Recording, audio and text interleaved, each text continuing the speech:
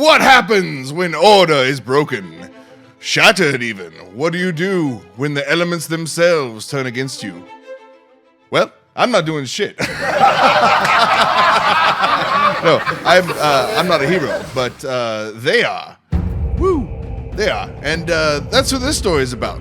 Now, to catch us all up on the last episode of Neverweakened. Gryke emerges from the cabin of Neverweakened, streaks of dried tears across his solemn maw. He mourns the loss of his fallen Fandaloyan friend. The party was not handling whatever was causing the turbulence, so Gryke had decided to join the fight. Pewter griffins and giant vultures carrying cultists approach the ship in an attack formation. The beasts are flanked by more cultists who are flying using magic. Null entangles one of the giant vultures and his rider mid-flight, causing them to fall to what is assumed to be their doom. Cal steps forward boldly and unleashes a ball of hellish holy fire upon the nighest approaching pewter griffin, instantly incinerating its combusted rider, a howling hatred priest. But wait, a familiar face? A new hope shines through the looming elemental darkness in the form of someone the party once showed mercy long ago at the Battle of Moesko Ranch. Angus Skyrider hails our heroes and helps Gryke subdue the attacking air elementals with the aid of a powerful magic staff. Balthazar and Godfrey, two especially formidable fighters in the company of Angus, express great desperation over the tragedy at Tribal, leaving abruptly for Moesko Ranch once they realized they were survivors. Now a priest within the ranks of the cults, Angus informs the party there are non-believers within the ranks of each of the elemental cults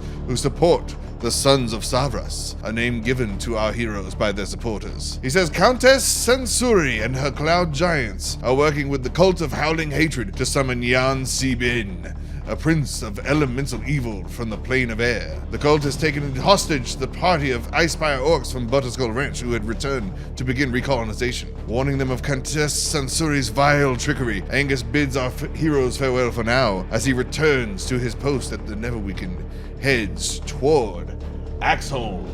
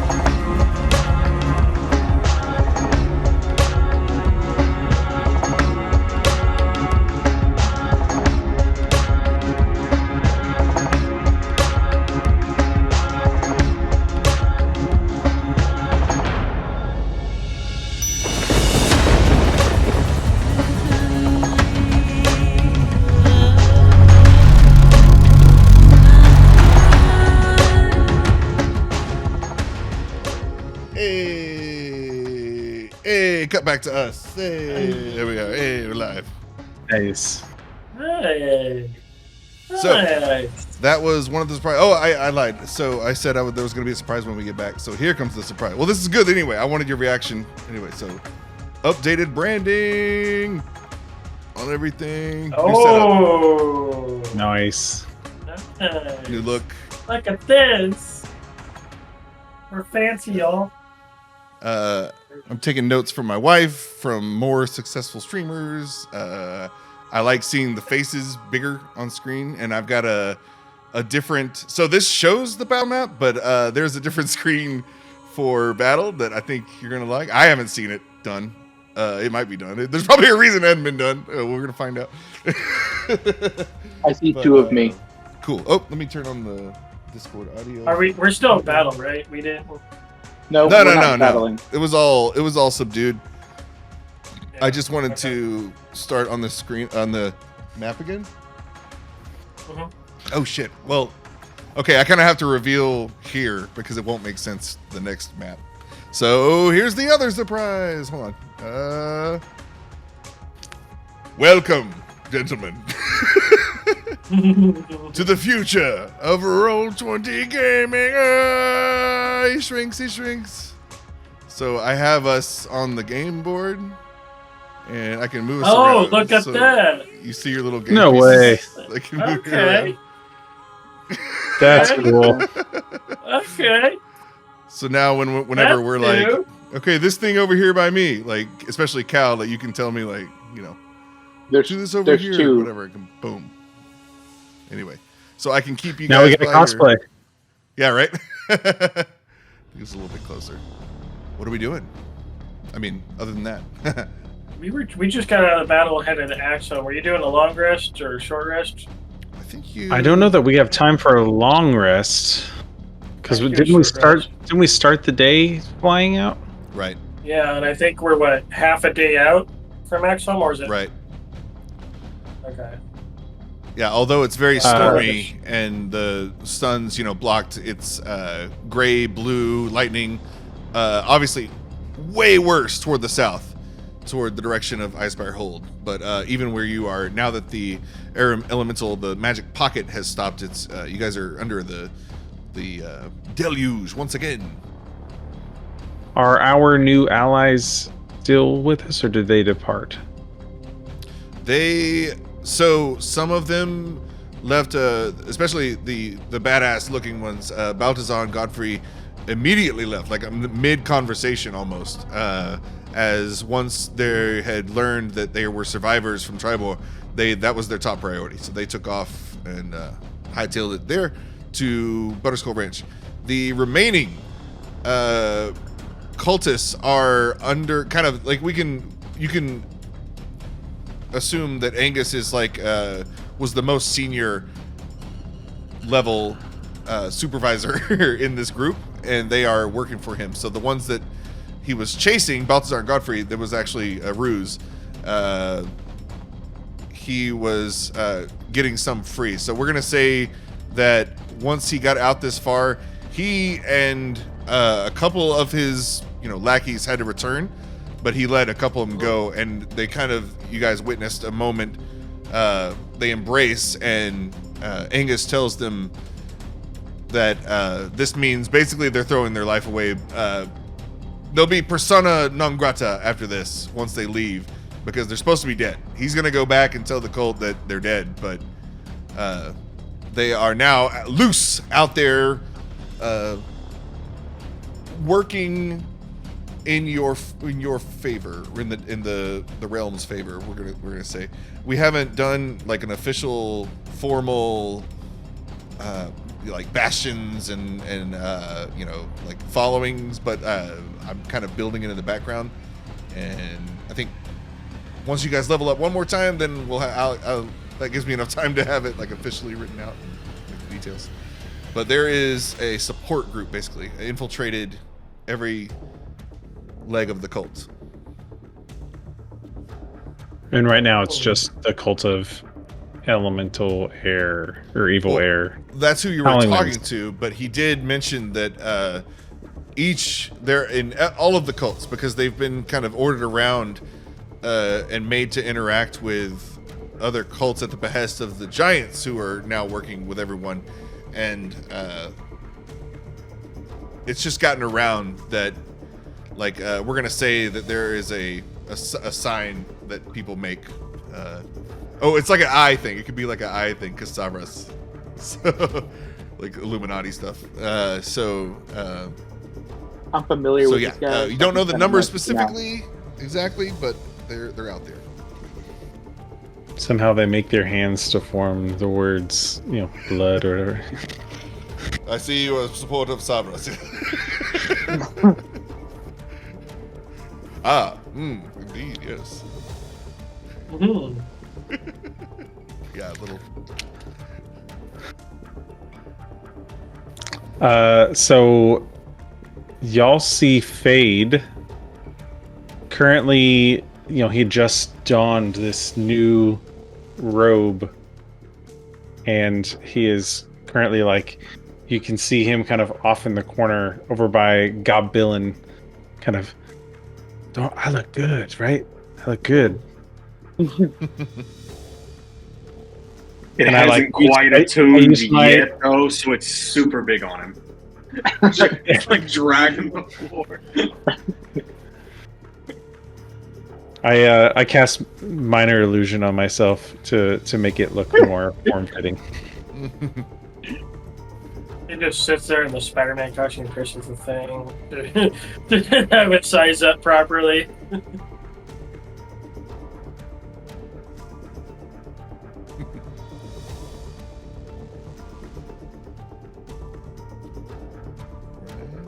What's everyone else doing? Null would like to do a rest. Short Think. rest. Could knock Will out a we short just kind of rest. get that passively while we fly? Yeah. Yeah, you got more than enough time. I could do 6 hours. Now, it depends on how, because I have Century's Rest as my trait, so I could go 6 hours instead of 8 for long rest, but you said it's kind of windy and stormy and stuff. Does that slow us down and prolong the time? I doubt we can get another long rest in before a full Okay. day has passed. Right. It's I can do a it short would rest, it would no be a problem. choice like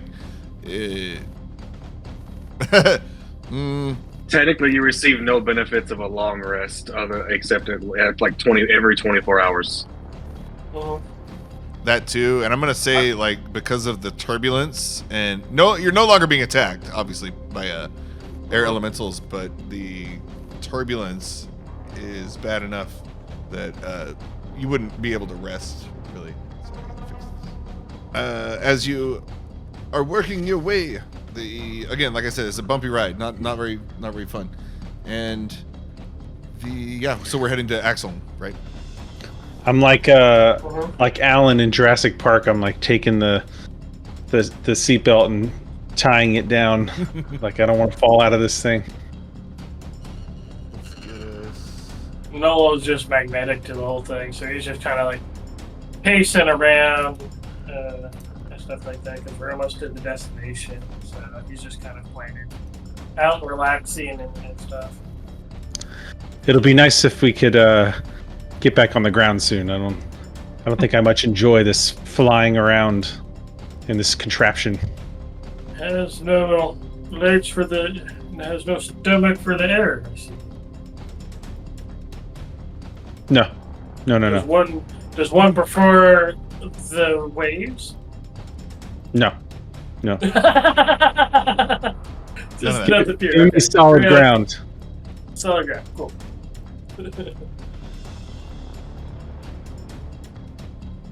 But it's fast, so I'll deal with it, I guess. We're not far out, so good time for a nap. I will not be sleeping.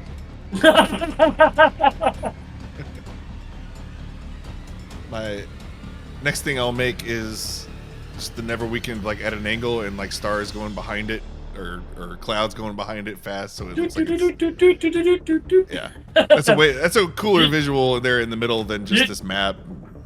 You know what you do just for the heck of it, for the different medium, you could do that, but like have it cut out of like cardboard and just put it on like a popsicle stick. And, like, Oh my god, stars yes! thing. And just do the little like craft little. Pew pew. That could be a cool bumper. It's just a video of Sean running around with the little action figure.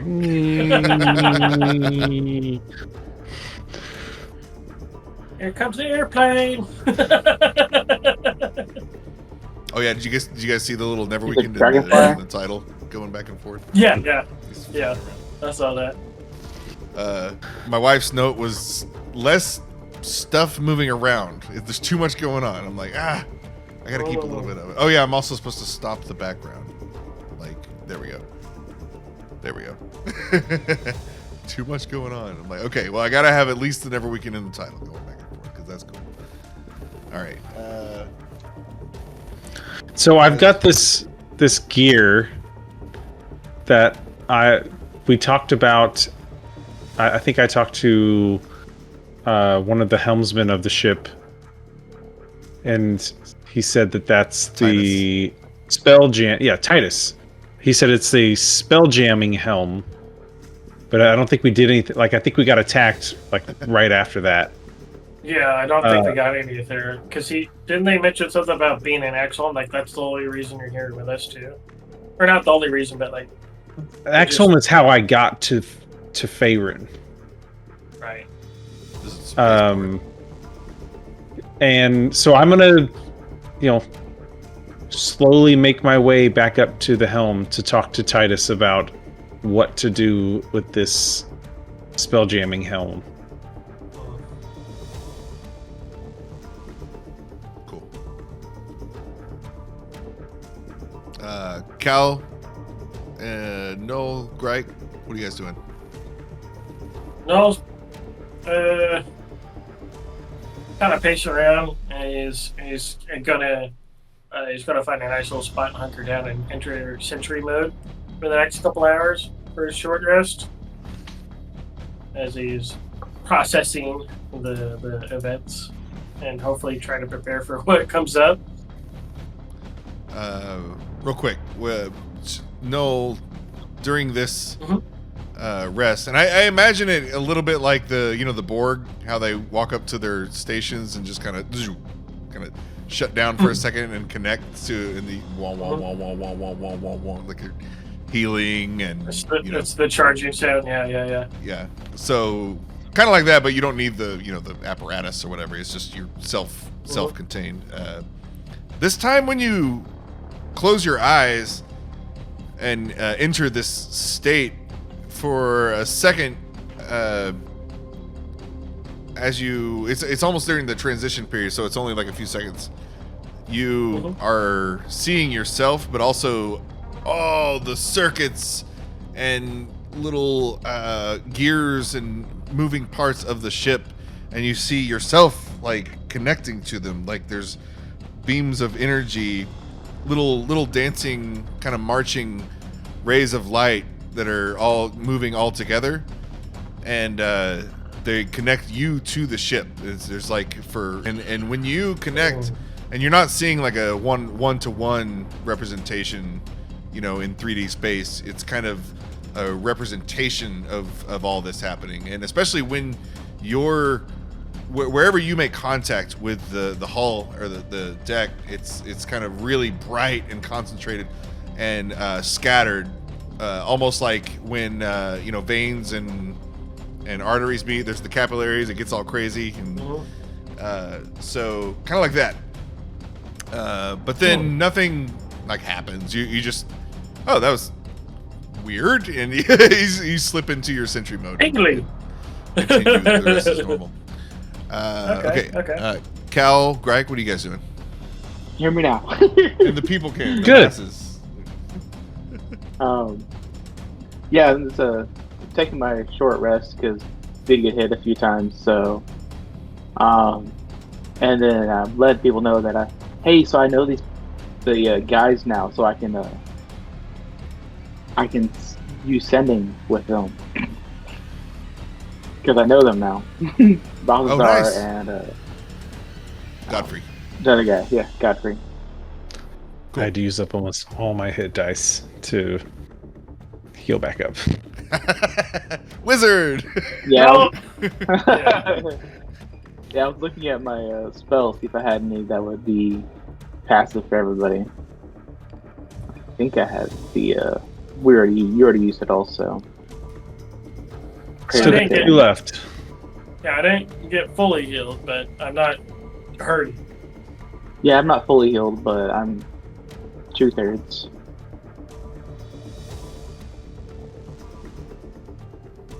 My fully healed is like half of Greg's. What is your HP at? 55.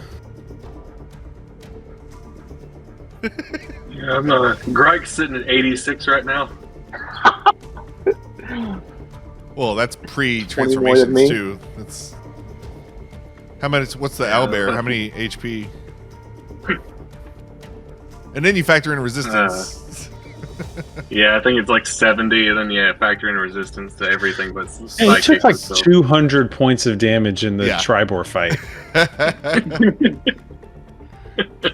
He also was gigantic. Yeah, Greg's built to take damage. He did that. He probably did it saved. real well. I don't know how many people just by keeping that dragon on the ground and it not like fry, because they were supposed to all just torch everybody flying around, and then Null's like, no, go to, and then Greg's like, no, Grounded. You've been a bad flame dragon. Our party is prejudiced against dragons. So everybody's getting a little short rest. Cal, especially you're you find it difficult to get comfy as all the turbulence is going, but then you notice Null and his like what we say like 15 axis gyration, like he can, He's just magnetic. He's just gambling. Yeah. so it's actually easier to lean up against him a little bit because of the way he's responding to the movement or whatever. So. Sit on his I shoulders. do have my staff, so I just like wedge myself against the wall. Nice. But I guess I'll go ahead and that way we're all healed up in case something else actually happens. I'll actually cast Prayer of Healing. Ooh, okay. Which is it takes 10 minutes, but we're not in combat, so That's fine. so I will go ahead and We'll say you guys have like 3 hours. Damn, okay. 15. Everyone gets 15. Up to 6 creatures, so yeah.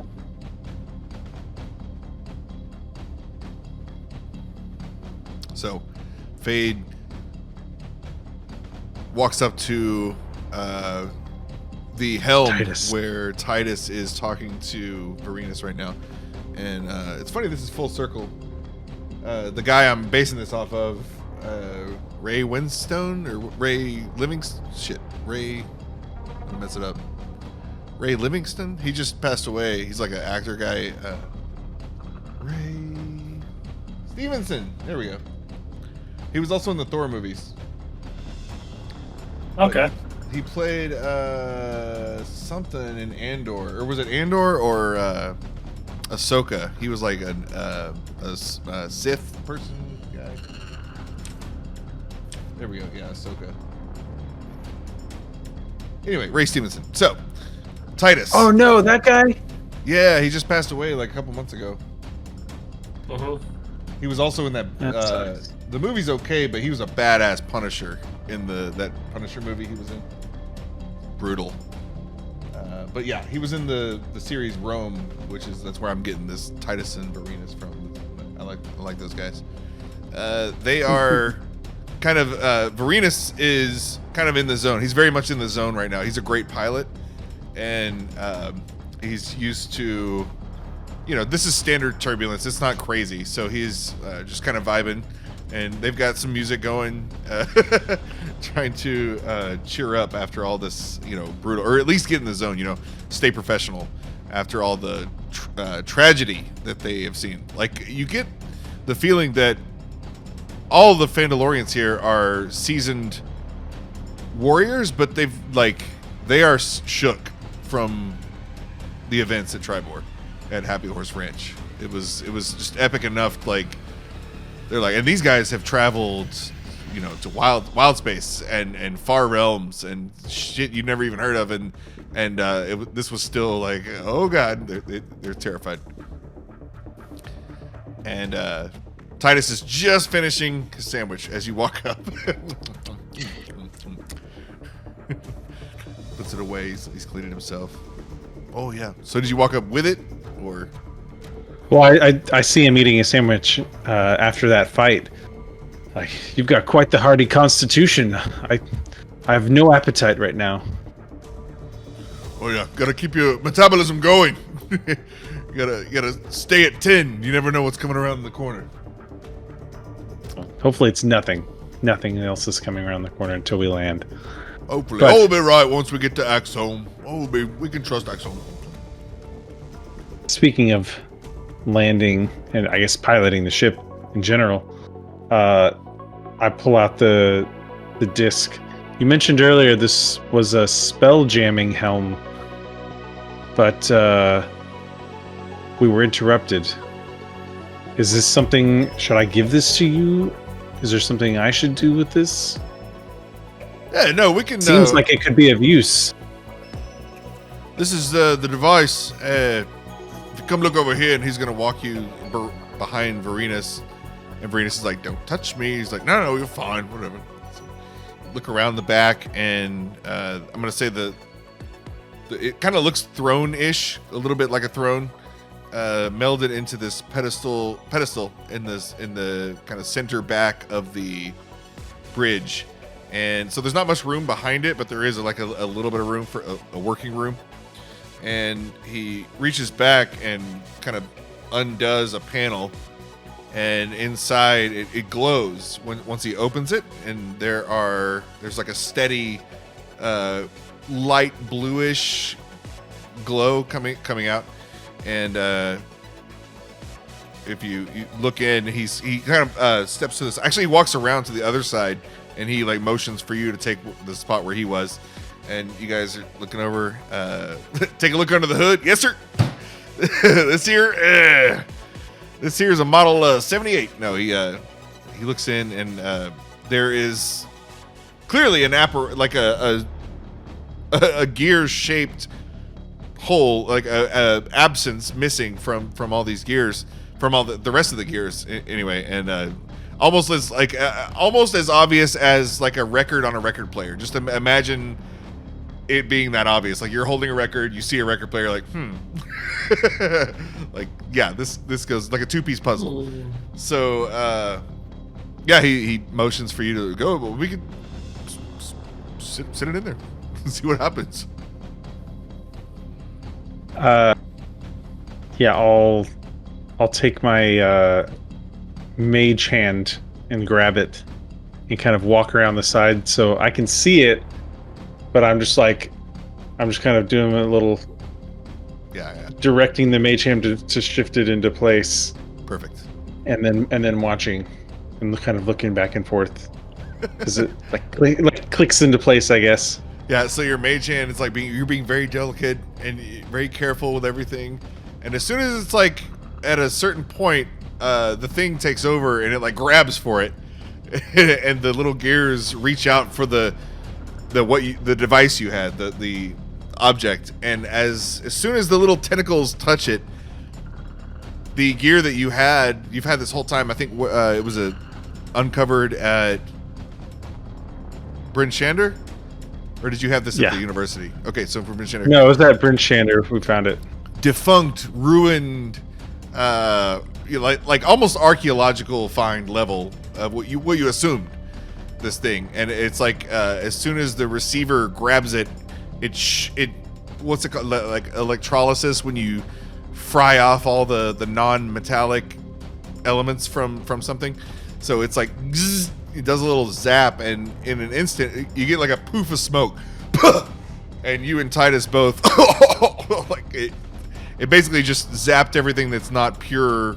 We're gonna I mean, it could be gold plated at least, but whatever this thing is. And as soon as the puff smokes and you clear, you stop coughing, you look, and the golden disc that you had is now the runes are very clear and shining as this thing slowly spins in place, and the runes light up, perfectly sitting into place under the helm. And as soon as it locks in, everyone feel the whole ship like a little jolt left to right. Null's fine though, it's gyroscopic, but everybody else little shake. And I mean the I know it just had to do a mandatory update and had to restart. Yeah, mid-flight. Yeah. So all the little bells and whistles inside, the lights illuminate more, and then the disc begins to spin slowly at first, and then very quickly, and to the point where there's just a blur in the spot where it landed. And it started loud, but the faster it got, it's almost like it plateaued and then went away. So it's spinning so fast now. There's no sound, and there's an even hum, and so that's all that happens. And then, there you go, and Titus. He's still like cleaning off his mouth. There you go. So spell jamming helm. So now you can do what we do. And he's going to let's see. Do you guys want to learn about that now, or like a little bit, or what do you mean, Titus, about do what we do? So, what do you remember from the cave where we're going? You saw a bunch of portals, right? Ships leaving and going. Yeah, that's how I got here. Oh, sorry. Yeah. Oh, you're the guy. Oh, yeah. Those. Well, so you know then. Well, not really. I didn't really pay that much attention on the way in. The portals we use. The portals we use here in Faerun will get us from point to point, right? Like we've got fixed points of receiving and going in different cities and underground holds, like you've seen in Axehold, and those will get you pretty much anywhere local pretty quick, even faster than the Neverweakened here. And he slams down on the helm, and because the Vorenus reacts to it, he shakes a little bit, and the whole ship goes back and don't touch me! I told you not to touch me. He's very in the zone, Vorenus. But if you're looking to go a bit further, right? Well, that's what we call spell jamming, and he's going to let's see. He'll walk you over to a panel, and like I've said this before, I think I'm imagining like in Star Trek, usually they have different panels for different reasons, like different capacities, like communications or navigation or weapons. You know, there's different. So he's going to take you over to the communications tab. There's a screen on it and a little hologram emitter that is the place where, and you guys have, we're going to say that you've used it before. A little guy pops up and where you're working, and there's a camera as well that can see you. He's going to pull up, he's going to press in some buttons, and you see him looking for a certain, looking for something. You may not be familiar with what he's doing, but I'm going to say it's like a file structure. He's like looking through folders and finding it. And he like, we're going to say he like presses play on this program that plays, and it goes, and it's a little hologram playing in front of you, kind of like the monochrome, you know, from Star Wars or whatever, like low budget. And it is a little spaceship, and it doesn't look like the Neverweakened. It just looks like a boat almost, with strange sails and, you know, various magic. Like, just it looked like a ship, but like fancy spaceship. And a little kind of like the Miss Minutes from Loki, like, well, hey y'all, now it's time to learn about spell jamming. And then a little dragonfly pops up, and he's like the, you know, Mr. DNA from Jurassic World. He's gonna fly around. It's the Neverweakened. It looks like the Neverweakened, but except it's got big bug eyes, cartoon eyes. So spell jamming is where you're in one place, but the place you want to get to is way far, and there ain't just a regular way to get there. Well, that's where spell jamming comes in, and it gives you a little chart, and it shows like a diagram. The little spaceship shrinks in scale to like the viewing area, and all of a sudden you're seeing it's in a star system, and it shows another star system at like the other side of this. And I won't have to like literally go through all these everything about spell jamming, but you know, cue the little tutorial here about how spell jamming works. Little ship going from point A to point B very quickly. Notable points: you can't jump into spell jamming. It's called warp, unless you are already in like a You can't. There can be no objects within a mile from you. That's why in Axeholm there are all these portals to not only travel from point to point on the realm, but that, like I said earlier, it can get you to the atmosphere. Some of these, at which point then you can begin your spelljamming journey. And yeah, and that happens. And Titus, we conclude that little tutorial. Well, there you have it. It's basically just jumping, right? It's like a big time saver, and all our ships can do it. This is how we survived. Our ancestors, the ones that came before, the Netherese, they were too proud and too confident, too cocky. They refused to adapt, and their ambitions knew no bounds. That's why they fell, and we survived. We saw the sun, and we didn't want to fly too close. Our humility has seen us through. Yeah, but those Netherese, they had really great magic. Oh, it's too good. When you have to kill a god to cast a spell, I think you've gone too far. That's what happened with one of ours. They used to have floating cities. They would whack off the top of a mountain, turn it upside down, and then call it home. And fly about like they owned the place. That it all came crumbling down. But that was the folly of one man.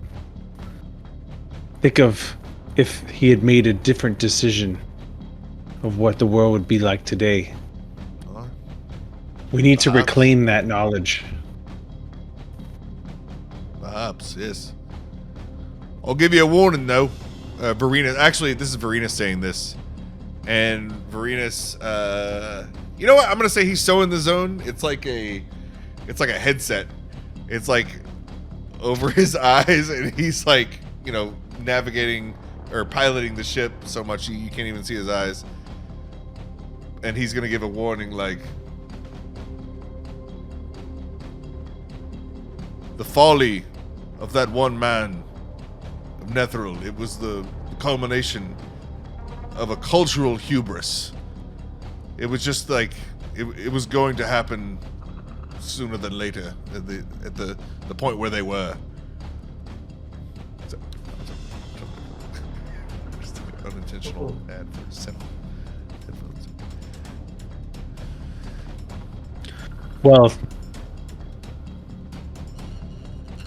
the technology and the magic, I feel, could still be of use, and I'm interested in finding more of it to bring it back to my own people, of course.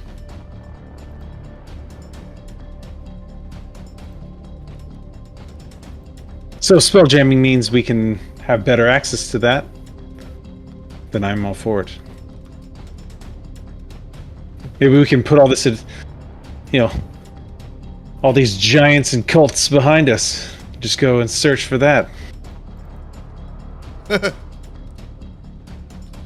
I don't know about that. I mean, he looks out.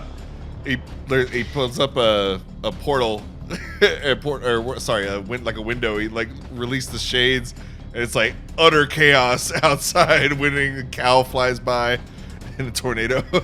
I think we got. There's not going to be much to loot if everything's gone. Oh, that's right. Pretty much the Netherese were here on Faerun.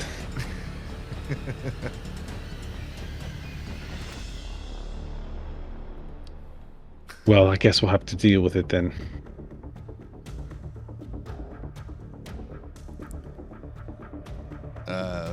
These guys wouldn't have like a super wise angle to like, there are other characters who would have like more intelligent things to say right now, or like more, but they're just like, oh, scary.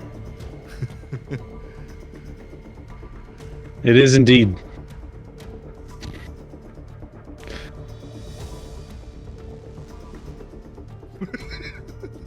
Well, I'll leave you to it then. I'll head back. I'll recount. Yeah, I'll recount what I learned to Greiken Cal, since Null seems to be in a more meditative state. Cal goes, oh, okay. I'm not sure I understand, but okay.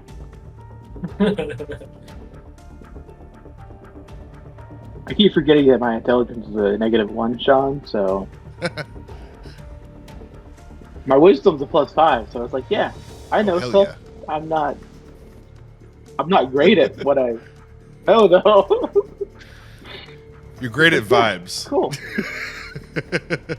We get from point A to point B. Cool. But we have to be not near anybody for a mile. Or we could have done the pencil and the paper thing. Right, you're here. On here. Right, but you want to get here. And right, what we do, basically, boom, right there. What? There you have it. Spell jamming. If I was up there with him, I would have asked for the demonstration, but I wasn't. So I'm like, Oh, so Fade sees that Cal's not getting it, and then using silent image, I basically create that. I create like a little Neverweakened flying through a little portal and then emerging elsewhere. Like, look, we can travel great distances. Cool. Awesome for us, right? I can't wait till we can use it. What happens if someone is within a mile of us? They come with us. I didn't ask. They explode. You explode. Did Everybody that- I assumed it just doesn't work. Oh, okay. It's better than incinerated everything in that mile radius, huh? I think there's the size limit. I mean, it's got to be like if there can't be an object of a certain size within a mile. I mean, I'll look it up, but yeah.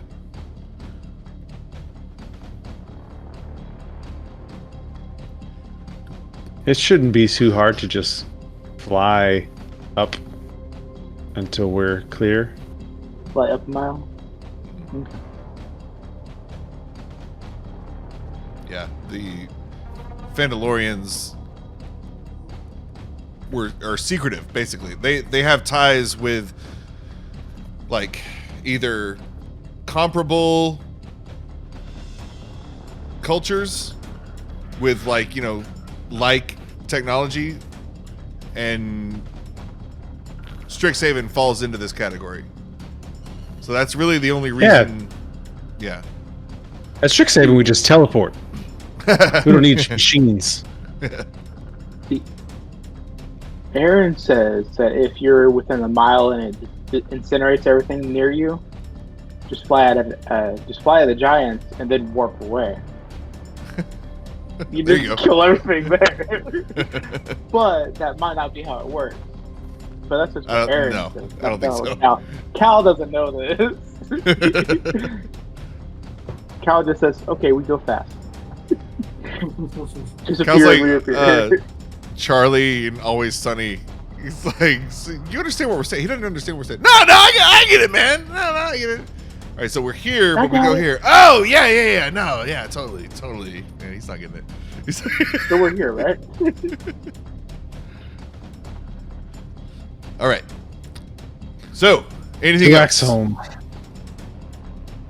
So that covers about 3 hours. Now we're into afternoon, mid-afternoon.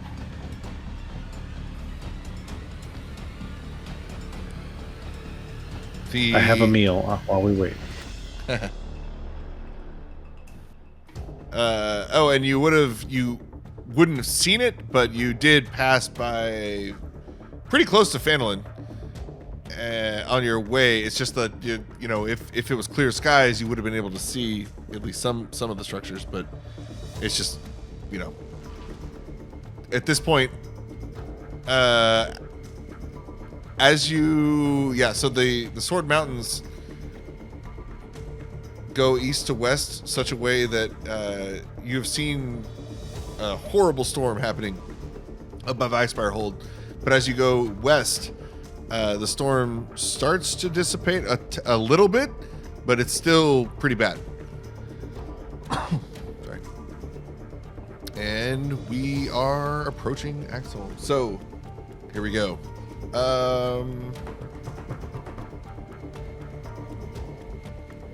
I need to change the music. Dun, dun, dun, dun, dun,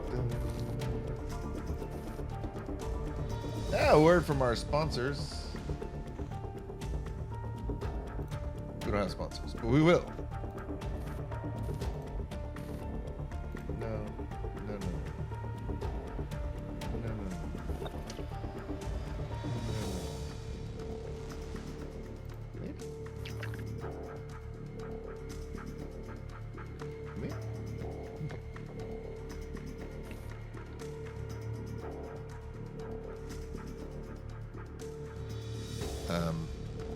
How long? Null, how long is these? Is it just 1 hour? Daniel? For Sentry's Rest? No, short rest. I mean, Sentry's Rest, I only need 6 hours if we're doing a long rest. So I guess just a general 3-4 hours. Short rest.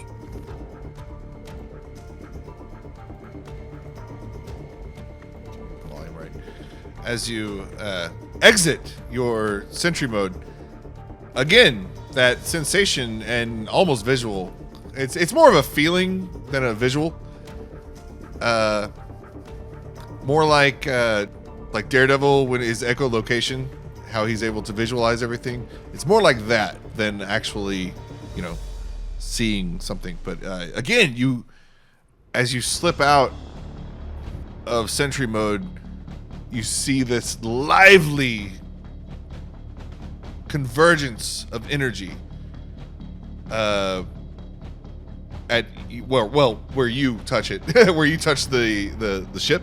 And also this time you just happen to look a certain way while in this weird phase, and you look toward the helm and you see the spelljamming helm, also a lot of energy coming from it in that direction. And also this time it's not just mechanical things that you're seeing, all this energy flow through. You see your friends, or the depictions of your friends, what you're witnessing. Mm-hmm. And it's at a much lower kind of intensity, but it is there, the energy flowing up and down. And right now everyone has kind of a different aura about them. It's not just kind of basic physiology. Cal has a very calm peace aura almost, and the energy orbs going around him almost for a split second form kind of a yin-yang look as they dissipate and go by. So he's his flow is very even, very balanced. And you look over and you see Grike, and it's more like a dance of electrons, chaotic. His rage is coming through in these spastic energy bursts of energy that are dancing back and forth, almost like a Tesla coil, but only one-sided. One's throwing it to the other side and throwing it back, like a cluster almost.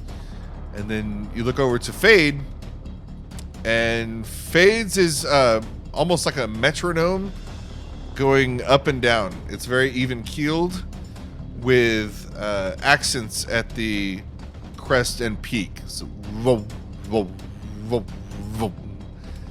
And you see all these different vibes, and you sort of come out of it, and you're you again. And at that moment, a voice comes over the intercom, and similar to what you guys have experienced before, the Neverweakened kind of jolts and shakes and locks in. And as you approach Axeholm, again, remember the controlled approach that happened last time?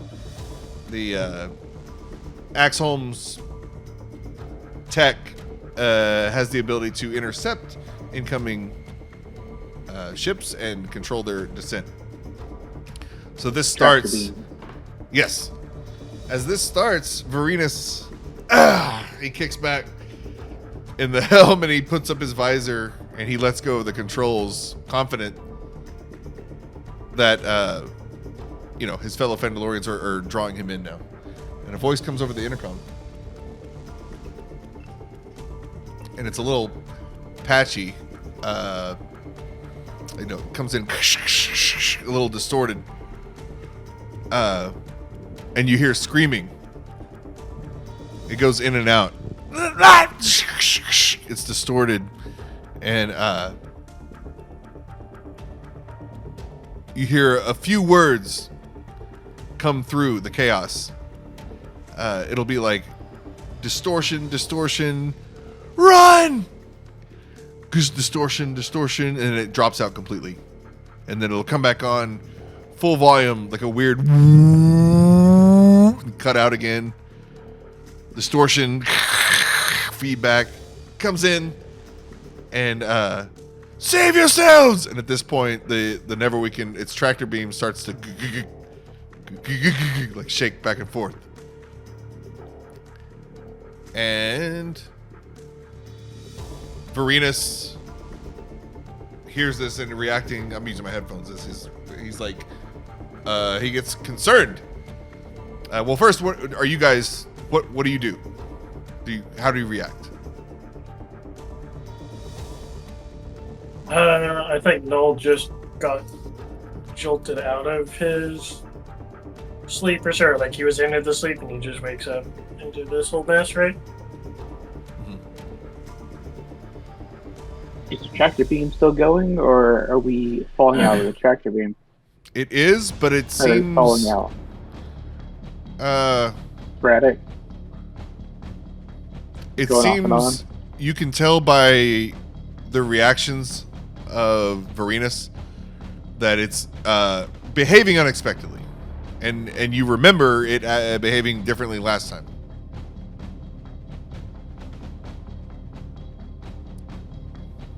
Can you get us out of this pool? Is what Cal is going to say. And Vorenus pulling reacts. us in. Can you get us out of this pool? Try. Vorenus puts his What's visor going back on on down and there? he grabs the controls, but he starts to like shake them and try to move them and pull. He pulls. You can see he's putting all his force into it, and he looks at Titus, and they just kind of exchange a silent look. And he lets go and he looks over to you. I don't have control. He stands up. And as he's standing up, you guys get hit with a boom, boom, a big shake. Just like before with being hit underground. I need everybody to make a strength saving throw. As the Neverweakened is rocked. And just for like a real life example, imagine just a solid 20 feet down and up, but just as if you were the whole ship slammed, like ba-ba. So 10 success. I think Null's the only one under 10. So everyone's okay. You get a little bit disheveled and knocked it. Maybe you have to catch yourself against the wall, but Null, we'll chalk it up to you weren't on all the gyroscopic autopilots at this point. The experience of seeing all the weird energy veins kind of threw you off, and you were caught by surprise, and it just knocks you down, and for just five bludgeoning damage as it knocks you down, and you are prone temporarily. You hear Null with the R2D2 sound as he's falling. Man, I gotta. I know. I'm gonna get stream decks and I'm gonna have all these ready to go. Like, yeah. So I want to go ahead and just tell Vorenus to stay at the controls in case he gets control back. Nice. That way he's there ready to pull us up. Let's see. Greg's gonna run to the top deck and see what's going on from an outside view. Okay. Greg goes to the top. Anybody following him?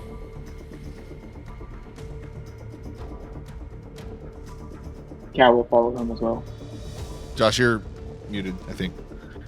Fade wants to follow, but last time he did that, he got hurt pretty bad. So he's just gonna hang back a little bit.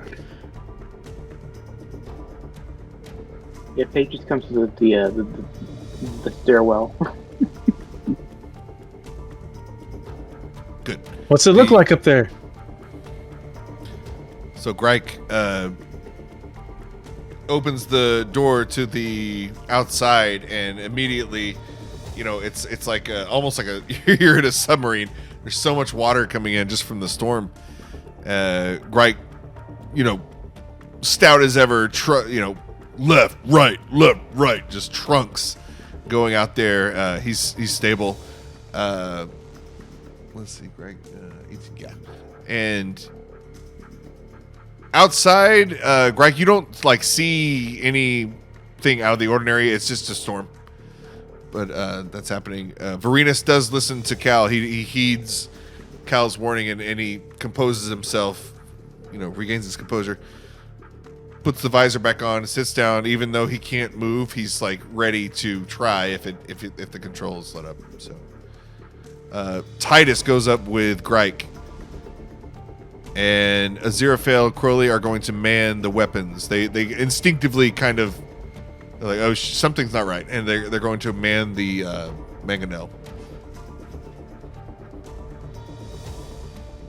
And again, this you're being pulled in, and at this point, Null, roll for perception.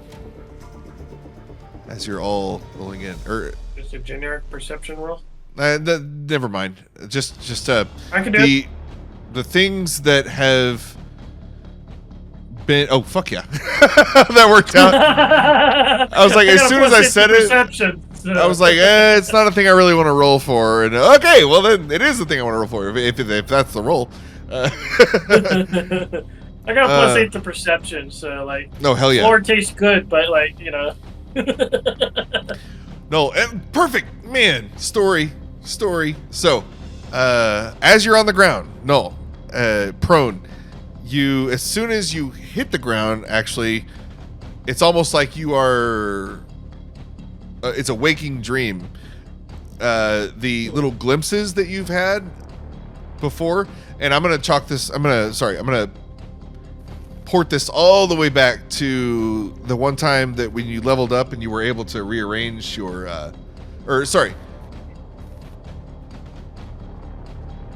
back to when 7 of 11 reached into your programming and kind of did his thing, factory reset. Since then you've kind of had tingles like this, and then going back to your level up where you took that last level of artificer, but when you did, you sort of felt like this overwhelming exchange of abilities within you, switches being turned on and off, almost like your physical attributes and all these attributes are just choices that you can make internally. You can go in and just move dials around. Now more than ever, it comes into crisp focus, this sensation, and the energy flow that you've been witnessing is now you can there are strings in midair, and your friends are like and nobody's freaking out, but we're gonna say nervous pacing at worst. And as they go, your friends are kind of moving through these threads that you're seeing. So it's almost like a hallucination midair, and they can't see what you can see. So right now, your eyes wide open. You're seeing pretty much what everybody else can see, but also this layover of null vision, with all the energy connected, and you see a peculiar thread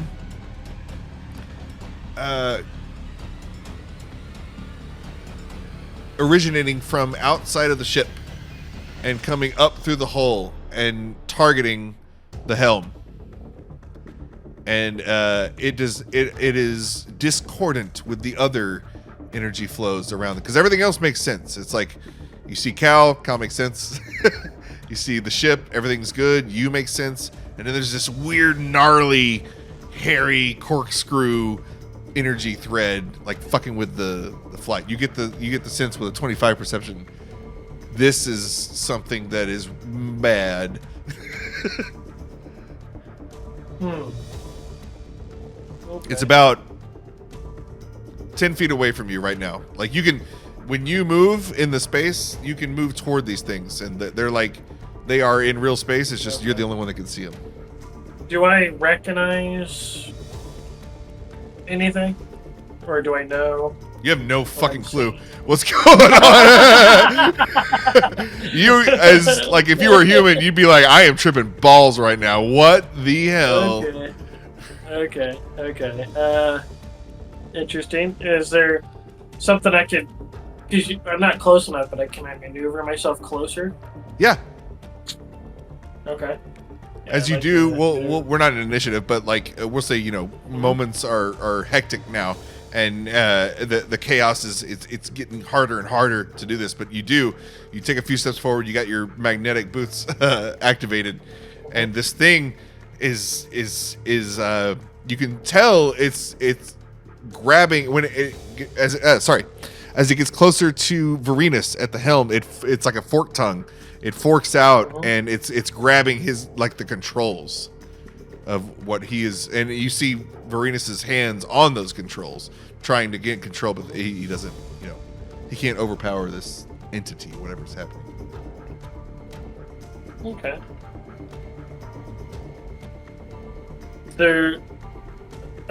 So is there any dialogue or anything that can be had with that, or any further clarifications?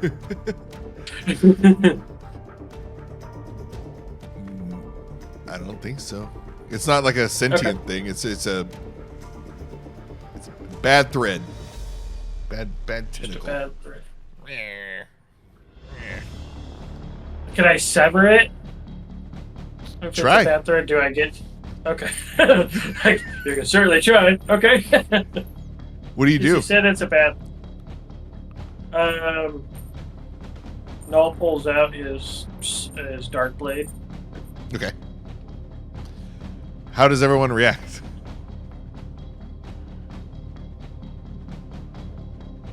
You're muted. I don't think any of us can actually see him right now because we're in the stairwell going up to check outside. Oh, you were going out too? Okay. So I guess Fade Yeah, notices. Fade notices Null. Yeah, I was just like, all right, we're ready to fight? Ready to fight? Okay. Come over here. Yeah, Null's ready right now. So he steps forward. What do you see, Null? Do I hear anything on the outside, or is it just I'm in my own little world? It's kind of both. When he says that, when Fade says, "What do you see?" It's kind of like that echo effect, like it's coming down the hallway. Mm-hmm. It's like, "What do you see?" What do you see? No. And even though he's right there. Right. Okay. I And slightly react to that. Yeah, this energy warp. It's also giving off a sound. It's almost like the blasters in Ghostbusters, like across the streams. So the streams are crossing.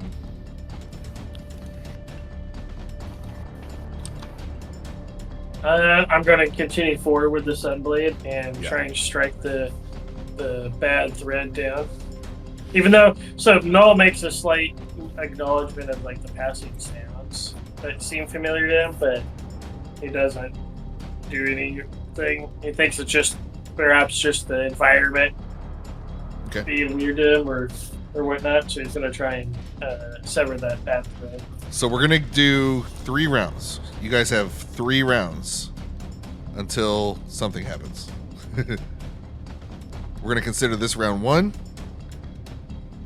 Null approaches what only he can see with the Sunblade, and you said you're gonna try to sever, like swipe the Sunblade, Dark Sunblade.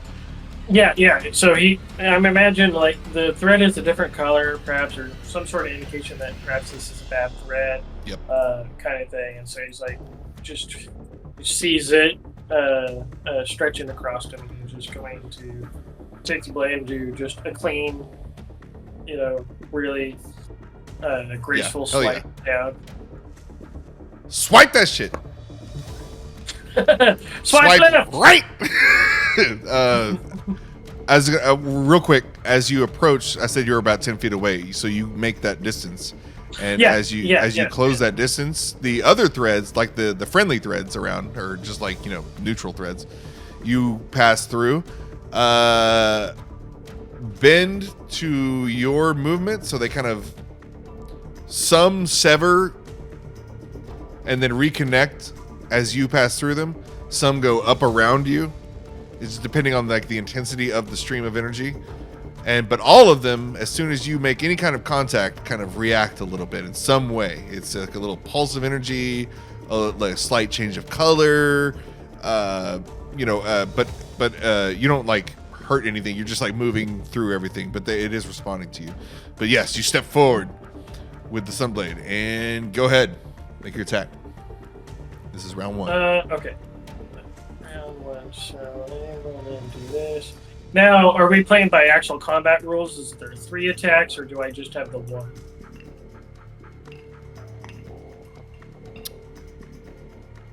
Go for it. For all 3 attacks? Yeah. Okay. Cool. So first attack, we'll start with a 15 to hit. The Dark Sunblade. It's in you, right? It's like part of you now? Well, kind of sort of. It's like it's still its own unit, but I guess like the way like the flame blade comes out, just like pops out. The Sunblade's kind of like that. Ooh, I got it. I can detach it if I need to. Yeah. I was about to say, what if you like house the hilt, and then that's what comes out? Like whoosh, you like eject the hilt, and then that lights up. Fuck yeah. Yeah. So he's like every cool Star Wars motion, like they got the belt or the thing, the hilt on the belt. And so yeah. And then just like, except mine's not on a belt. You can easily see. So yeah, Sunblade comes out, and we're doing a 15 to. So 15, the Sunblade swipes through, and it's like I'm gonna say we're gonna assume all your blades are out right now, like all 3 blades. So in one move, kind of, you're coming at this thing and you're interacting with these threads, but then whoa, you go full Grievous and come out, and your first blow, shoo, the Dark Sunblade comes down, and Vorenus is like, whoa, what are you doing? He doesn't quite understand what's going. But you swipe through the air, and you can see. Again, like I said, you're experiencing 2 different kind of types of vision right now. There's normal and all this weird null vision. The real vision, like in real life, what everybody else can see, you're seeing in a really intense detail as the Sunblade comes down, and you're seeing that thing rip through like actual molecules in real time in air, like in real space, as it comes down, and it's just like superheating and then super freezing both around, like the blade or the air that it's around, and it comes down, and it's just like this overwhelming power, and you just whiff, it goes right through it, and completely unaffected. Okay, so there's that. Since I've got 3 different blades out, so that was the Dark Blade. We'll do the Scimitar next, and I +2 Scimitar. Okay. Does the attack from Fade's point of view look like he's attacking Titus or Vorenus? It looks like he's pantomiming, like he's just fighting the air. You don't see anything out of the ordinary. You just see Vorenus trying to pilot the ship with his visor on, and Null in front of him, I assume, right? Because that's the direction of the weird energy thread is trying to come. So he's like trying to cut this thread, but nobody else sees it. Yep. Does a 27 hit? With the scimitar. So Yes. again, you see your dark sunblade miss, and you're calculating like super fast in real time, like you're a master fighter. So you're like, okay, well, I better bring the heat, and you do. And 27 scimitar, like, shoo! Like we're gonna say, I don't know, 3 times as the speed as your swipe of the dark sunblade, and again, nothing. It just whiffs, like it not affected at all. So Null is sitting there thinking, and then he starts to reach out, and play around with it with his hands and stuff to see if Oh, you do? it's actually there. Hold on. So, foregoing your third attack, right? You reach out. Yeah, No. yeah. Because he's attacked twice, and he's like pretty sure he landed one of those at some point. So we're gonna have like a Zack Snyder moment. So Noel reaches out to touch this energy thread, and time slows as you do, Noel. And as soon as you grab it, For thematic reasons, when I see Null whiff twice, before this moment happens, I was gonna see if I could cast Detect Thoughts on him. Oh, nice. So I can understand what he's doing. Yeah, we can do that. That's fine.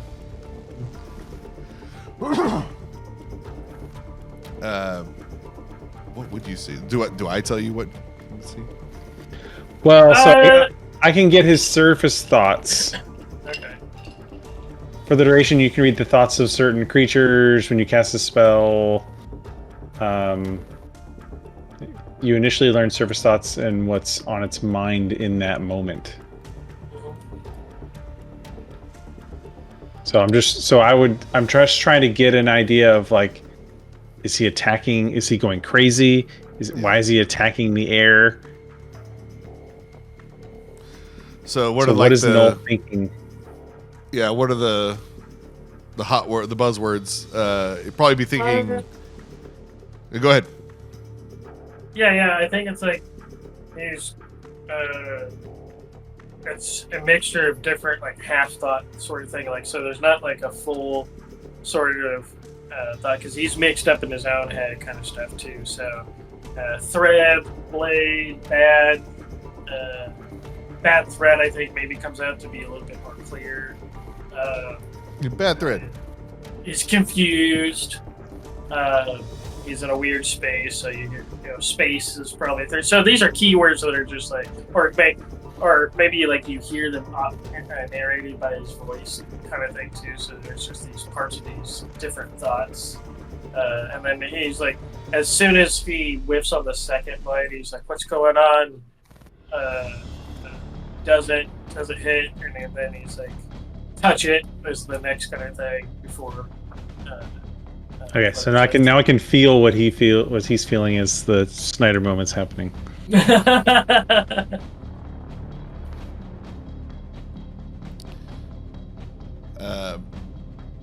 Even with all those thoughts, even like if this was like a what's the spell, like message or something where you can like respond back or whatever. Sending or something like that. Yeah. Even if he could articulate consciously what he's seeing, it would still be kind of difficult for Fade to. So I don't know what Fade walks away from that with, but like what now? Well, it's active for a minute. Oh, nice. So I continue to feel what he's feeling. If you could see what he's seeing, it would make way more sense if you could just like for a second pop in. But yeah, it just. You definitely think that he thinks he's helping. He's doing something to get rid of some bad thing. So next round, I can probe deeper and actually see what he's seeing. Ooh, nice. So this round, yes, the ship. As soon as Null makes contact with this thread, Null, from your point of view, the thread changes colors instantly. And everybody else, sorry, for Null, we're going to have like a little side vision. But for everybody else, the plane shakes a bit. Sorry, plane. The ship shakes for a second, and Vorenus got a little outburst like, oh, I've got control for a second. And it seems as though he's got control, but the altimeter, what's the? It tells you how high you are. What all like these instruments are kind of going haywire. Beep, beep, beep, beep, beep, beep, beep, beep, beep. Like I imagine some warning sounds are going off at this point, even though he has control. Null, for a brief moment, as you contact this thread, instantly your point of view changes, and you are now standing in a familiar place to you, but very uncomfortable. You feel like you're going to crawl out of your skin. You feel so uncomfortable right now, and you are apparently on the other end. Your point of view, what you're seeing is someone on the other end of this thread operating it. He's operating a staff, and you hear his voice. He operates the staff with Axeholm. He said, damn it, what's going on? I've lost control. And you see, and it's like you're in whoever's speaking. It's like you can see what they see, and they see their staff. They keep trying to motion forward and get it to, like, you see an energy pulse come at the head, but then it just fizzes out, and the operator or whatever, he looks at someone next to him, and what you see is a huge individual towering over this operator of the thread. And you hear a voice saying, damn it, can you not kill them? Can you just not make them dead? This was supposed to be very easy. They were already supposed to be dead by now. Yes, Master, I'm sorry. I'm having some difficulty here. And zoop, back up the stream in like hyperspeed. You travel up the stream, and you go through doors. Sorry, I said you were in a familiar place. It was so you recognize the place as Axeholm, and it's that first big room where you guys fought the magnetic elementals. Is where you were kind of were witnessing whatever just happened, and there was a giant individual with light purple skin standing next to you, and you I won't roll for history, but like you know who these guys are. You know them, you love them. But it's Moesko. You definitely know that it's Moesko trying to the spell that you've just thwarted, and he is speaking to his master.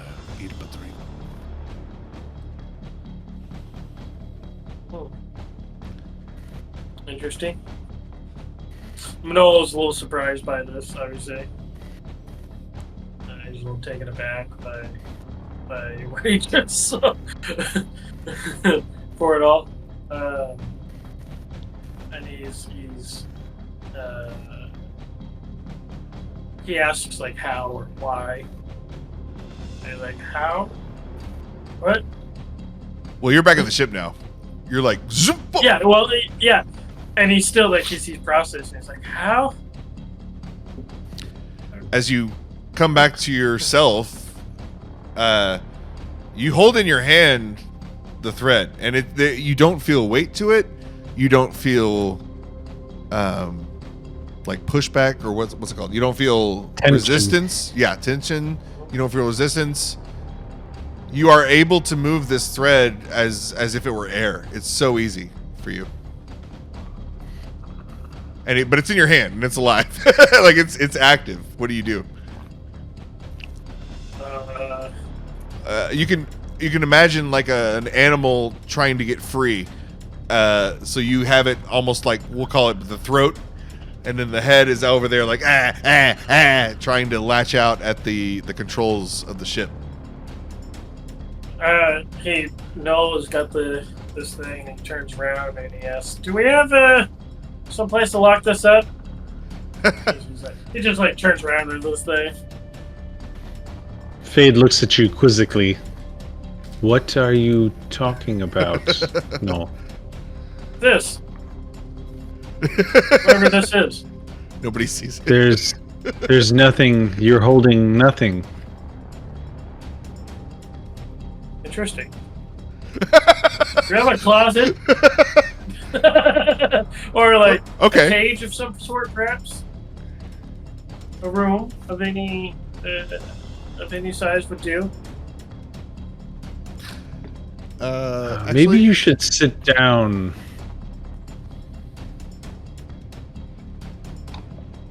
No,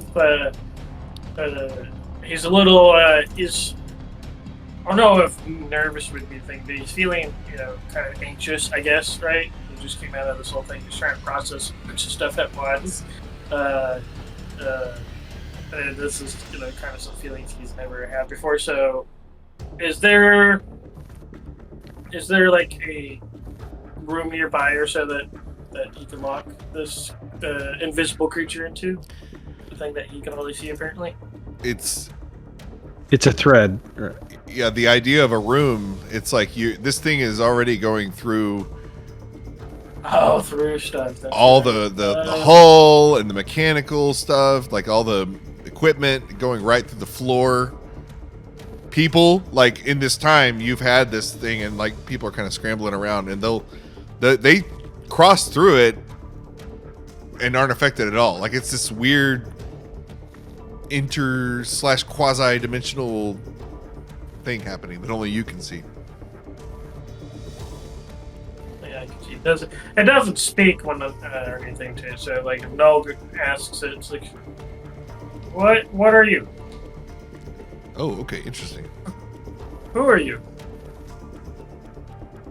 Does it? So you try to talk to it. Okay, here we go. You try to talk to the thing. So yes, the crossing the streams, and Null tries to speak with this thing, and he gets immediately sense of like startled from the other end of this. And Null, it was Moesko that you knew that you had briefly like inhabited for a second, and we're seeing everything from his perspective. You get an immediate sense of surprise. I won't say fear, but definitely surprise, as the connection is severed and the thread disappears from your fingers. Almost like innocently you reach out. This is how I pictured it, like just to interact with it, and it was so shocked by just your interaction that it just paralyzed, and then all this happened, and then this is kind of the culmination of everything. It's just as you're like, wait, but what? And now it's dusted. Just got snapped. Gone. Yeah. And as the thread dissipates and it kind of retracts, actually, like retracts and retreats from your point, all the other energy waves that only Null can see kind of ebb and flow around it as it retreats, and then go back to normal. And again, the Neverweakened is in harmony right now. And in addition, you didn't realize it at first, but it's not Vorenus who is controlling the ship right now. It's you. Well, I guess that makes sense. Null says. Yeah, when it comes to the realization, it's like, I guess that makes sense. So an awkward moment. They're like, wait, what? Zoom out. And Null basically the connections that you saw earlier. And like super magnet boots. You're like not just stuck to the ship, you have kind of become the ship, and you get a better sense actually of than Vorenus's instruments as to where you are. And unfortunately it's too late because as soon as you realize like, oh my god, I am the ship, I can feel it, like, oh my god, you're like, start to go through your senses or whatever, like, oh, what does this mean? I can feel the rain on the wings and everything. Oh my god, the wings, I can feel them beating, and it's like the space around me, like, oh, the space around me, and you're smack, and you guys crash down. Now, sorry, pause. Who all is on top? Who's inside? Grike's on top, and Titus, I think. Grike and Titus. And who else went outside? Cal? Did Cal go up? Pretty sure Fade. I thought Titus was with Null, Fade, and Vorenus. No, Vorenus was there. Titus followed Grike up. As soon as Grike was like going out to, doing his strongman march, Titus is like, oh, I know that march. He like follows suit right behind him. Doop, doop, doop, doop. I would say Cal's like in the doorway, going outside. Okay. Because like it's pouring rain, and so he wants to make sure he can scream down the stairwell and whatnot. So you'll have a lower What's DC, happening? like a mid DC. So as soon as Null / Neverweakened slam into the ground, you feel a few of treetops. Sorry, like pip pip pip pip pip pip boom, and like that was your cue. Null. As you were becoming the ship or whatever, those treetops were what set you off on a new train of thought. Like, oh, what's that? This is new. And you're like feeling it, and then, oh god! As soon as you realize what that was, it's too late. And yes, so again, this time I will need everybody to make another strength saving throw, please. As the Neverweakened crashes into the ground at the foot of mountains. You stole my good throws. Sorry, not there. At the foot of the mountains where the entrance to Axeholm. So, Fade Pretty passes. Grike. So yours was going to be a 20 anyway because you're on deck. So Grike and Titus immediately just fly off of the Neverweakened and into the side of the mountain above the cave with the entrance to Axeholm. So let me think for a second. Can I see them? No, you're inside. You're safe. Yeah, you're inside. Shit. I know, but like there's windows, right? Yeah, you would see them flying forward out of the front eyes of the dragonfly. So splat. I mean, it's an action, but can I cast Vortex Warp on one of them? This is like, dude. This is like, boo! It's an impact. You're also getting hit. Like, yeah, that's true. Like, that's true. Like, yeah. It's you make a 15's great. That just means you like don't die. Like, like this is you don't get that on. It's not like, oh, this is just a casual crash. Oh, look, there's my friends. Let me just, here we go. Let me cast a little spell, and then no, this is like all at once. They go splat like Bugs Bunny style into the side of the mountain. So that's that would be for Grike and Titus is 36 damage bludgeoning. I assume I'm flying onto the deck, outside deck.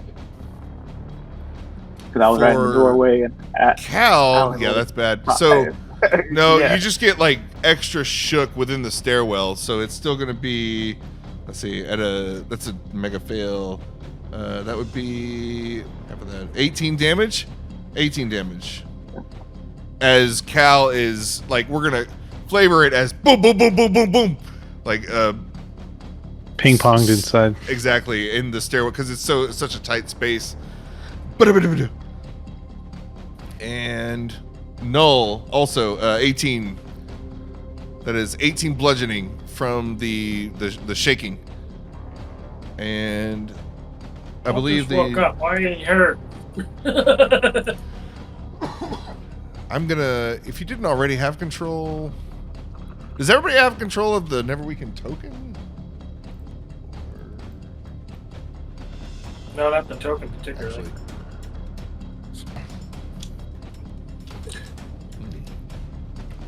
we move to the other map.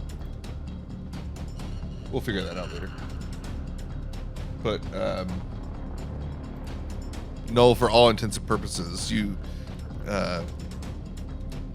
this connection that you have now is more like a passive thing. Sorry, not to drag everybody out of the chaos moment, but you just feel this connection now. It's like a thing. Okay. Yes. As everyone stirs. So let me just tell you the worst case scenario. If Null had not severed the thread, you guys would have gone crashing into the entrance of Axeholm and spilled out into where whatever's going to happen. So like it would have been much worse. But even with Grike being like a pancake against the mountain, it's still like it's just. It's Grike. So he stands up, dusting the rubble from himself. It's more like Grike happened to the mountain, not the other way around. And Titus, that was a big hit. Titus does not look as resilient, even though he's a big guy. Doesn't look as resilient as Null. I'm sorry, Grike. And he stumbles for a second, and we'll say, Greg, he needed your help to stand up all the way. Oh, now that was a hit. That one hurt. If that hurt, you clearly haven't faced a dragon. Oh no, I never faced a mountain either. before I was splattered. Yeah, Greg kind of pops his back a little bit. Yeah, I don't think I have either. That was hit harder than I expected. Or the mountain faced us. I'm not sure how that happened. Ow! Everyone okay? No. Well, I think I'm done with air travel. Hop out. All right, if you're not dead, sound off. Present. Actually, good call.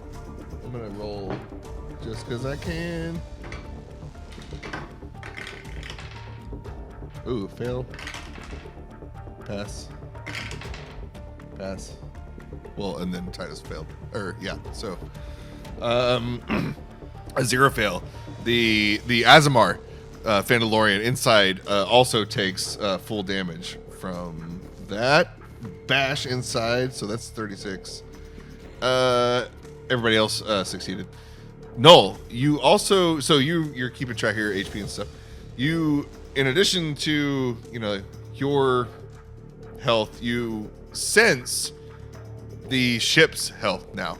It's no longer a kind of abstract third party observable thing. You're feeling the damage that the ship took, and it was at half health from the prior battle. You guys haven't. It was. I think we're going in for repairs at Axeholm, and it just took another 50, so it's down to 50 out of 200 HP. I don't think she can handle another hit. Certainly not what we just went through. Good thing we're not in the air. Cal calls down because he hears it. Good thing we're not in the air anymore. Yeah. As the whirring and buzzing of all the mechanics in the ship are like, vroom, vroom, vroom, vroom, vroom, vroom. Everything comes down to a halt. Vorenus takes the key out of the ignition. Greg shouts up, Titus and I found the ground.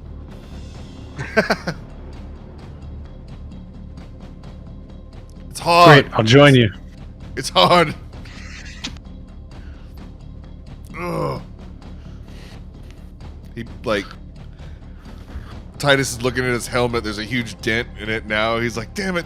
He's like, crack the visor." Have to- Oh. So tell Vorenus take stock of the ship, see if it's flyworthy. So, Get in the air. oh, okay. Well,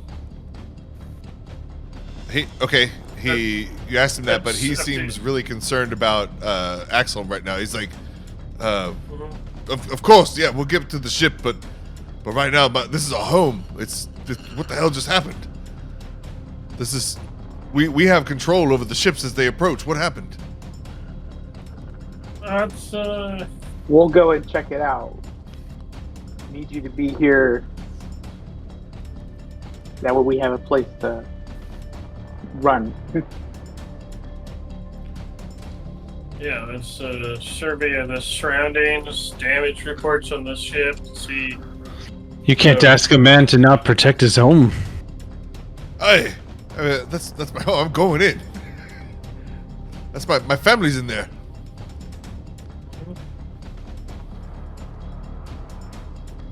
Let's see what parking job we did.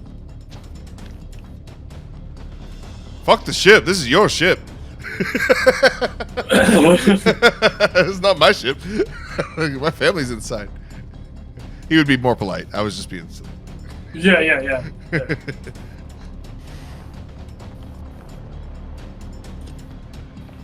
There were screams on the intercom. Yeah, Sounds like there's fighting happening. Yeah, no, all the Phantalorians, they're kind of like, they're getting their gear, like, they're checking all their ammo, everything's suiting up. They got their, like the whip out baton thing, like every all the weapons they have, shield, blast shield going in. They're like to the nines, ready to go in.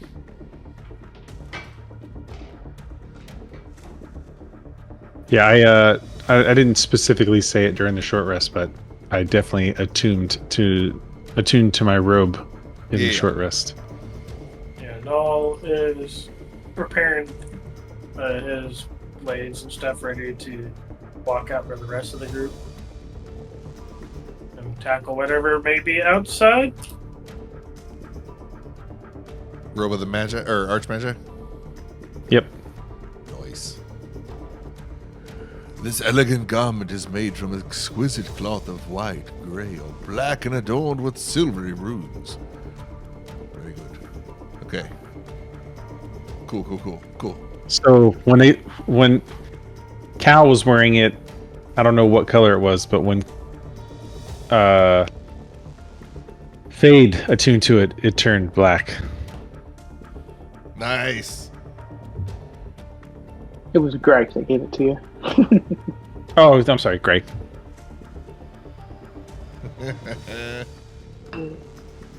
Such a whoever shared the Star Trek. Yes. That's so much of that has been happening in my head for a lot of this.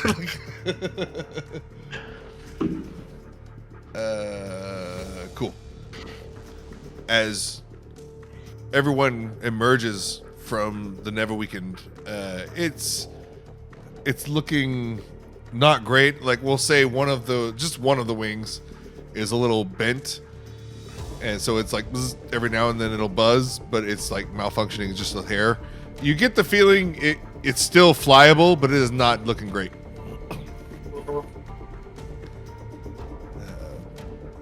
She'll fly, but she's not gonna last very long if we come across trouble. Let's make haste to Axeholm. You're there. No, so as everyone emerges from the deck, you see Greg and Titus approaching you from the wall. Greg looking pretty okay. Like he said earlier, he's just popping his back, stepping forward. He's like, "Where's the fight?" But Titus kind of limping forward. Oh, he's much older than Greg. He steps forward, and as the dust clears from the impact of the ship, and impact of grinding Titus. Everyone notices the entrance to Axeholm behind you. The, typically, ship-sized entrance. These huge iron doors. And the last time you were here, remember, it was, I think it was, or if I didn't say it, it was supposed to be an illusion that it was the side, it was just a cliffside, like the face of the rocks. And oh god, but you just went right through it as soon as you would have hit it. But now there's clearly iron, like blast doors that are ajar, not enough for a ship to come in. In fact, you get the feeling like it was being accelerated and drawn in toward the blast doors so that it would impact on purpose. Which that's what would have happened if Null hadn't touched the thread when he did. So I was really hoping you'd keep trying to swing and cast spells and stuff. I'm like, yeah, go for it. So just enough to where individuals can pass through, but there is definitely eerie vibes. This is, we said mid-afternoon, and it is, so like maybe 5 at this point. But it is dark and gray and lightning as the sheets of rain come down, aiding the disperse of the cloud of dust from the impact. So, what do we do?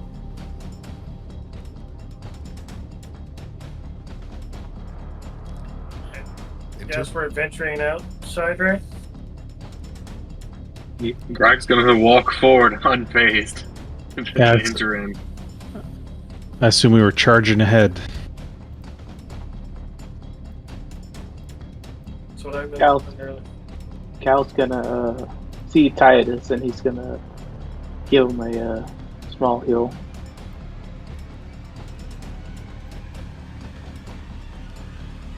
Ooh, dynamic lighting. And it didn't roll. There we go. Oh yeah, I was gonna share my mute button picture. Here we go. Damn, that's a strong kill. Damn, nice. For what? Who was that? Sorry. Titus, he's the one that's looking worse for wear. So Write that down. He was bloodied, so that is good. That is good for Titus. Not 24, but damn. Okay. How does that look when you do it? Like, do you say anything? Do you just like a there chap pat on the back, or is it a wet willy? yeah, basically, basically like a pat on the shoulder, like there's more fight to be coming. Let's go. Nice.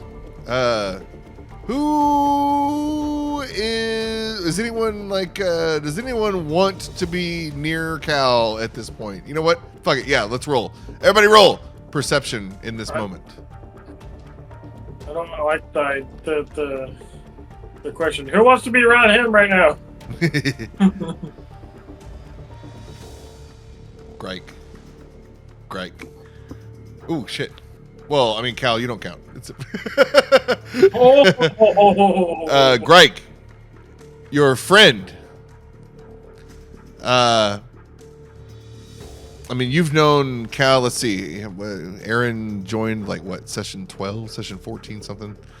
That was like, this is like pre Butterskull Ranch, definitely pre Shrine of Savras, pre Neverweakened. He was all there. So for the majority of your adventure, you've known Cal, the peace cleric, mostly peace cleric, except for when he destroys important NPCs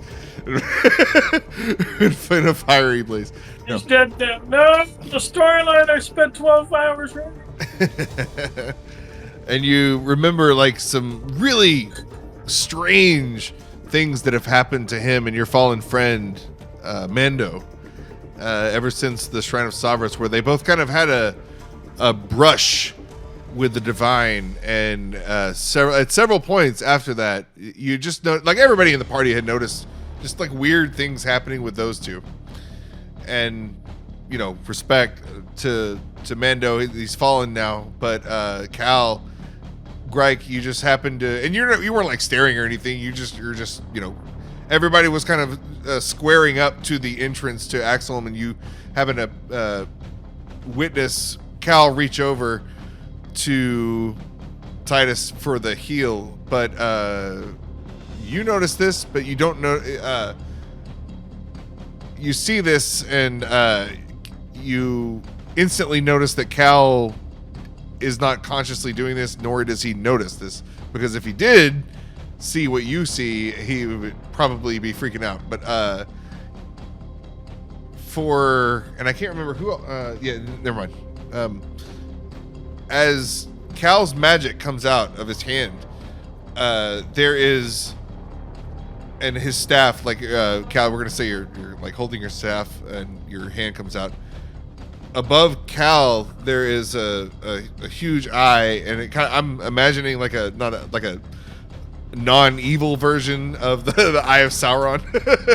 So like just like a nice one, a nice eye, but just that kind of from 0 to 100 opacity, like so you can see it. So it starts from nothing as he reaches out his hand, and then all of a sudden there's this glow above Cal, and as his hand gets closer and closer to Titus, the glow increases and this eye appears. Now I'm imagining like the dollar bill with the eye above the pyramid or whatever, and just opens and closes above Cal, and as he heals and the magic dissipates, the eye disappears. So it's just a little trippy moment there for Grike as this intense, radiant image happens. So I'll give you a moment to react if you want to.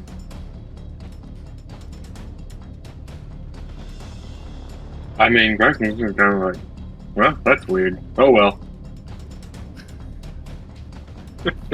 Not the weirdest thing I've seen today, unfortunately. All right, so we go in to the place, So- right? As we are approaching the entrance, I am going to cast Silent Image, and it produces a 15-foot cube of whatever I want to present, and I'm going to cast that in front of Grike and Null. And it's gonna be of an empty hall. Like if someone is looking in front of us towards our group, the image is gonna be of an empty hallway. Nice. Okay. And then as we move, I'm gonna keep, because I can cast it at will without spending any resources. I'm gonna keep moving it out to the maximum of my range, so that it moves with us. To hide our approach. Cool. Is there any kind of save for this, or? It is it's an intelligence save for anyone who basically wants to investigate the illusion, but to trigger like an investigation of the illusion, you'd need to physically interact with it, or something about the illusion needs to like narratively call out why would they be investigating that in particular. So it's up to you, really, up to DM interpretation as to whether or not anyone would be investigating it. I mean, since Null would know this because he literally saw it. Like he was in the shoes of the beholder, eye of the beholder. That the room. Sorry.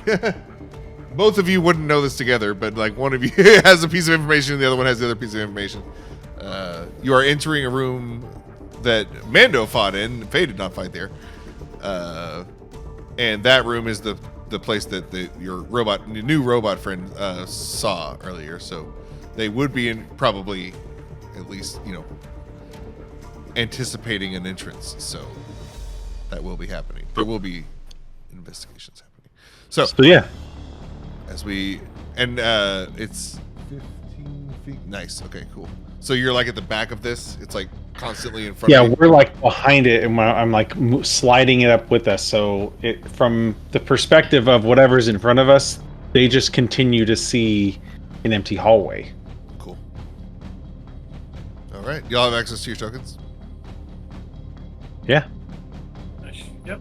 So before we head in, I'm gonna activate my goldening bond on the Nice. 4 of us.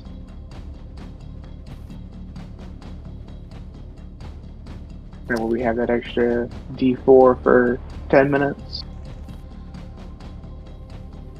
as we're walking in here? I forgot Mandalorian tokens, so I will. Let's see. What's a quick? Let's see.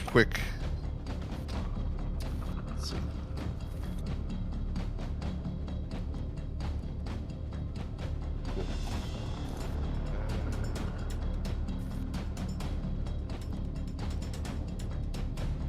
Oh, cool. That's almost the same HP too. So I'm gonna use night tokens and give y'all access to these, and these will be the 4 Mandalorians.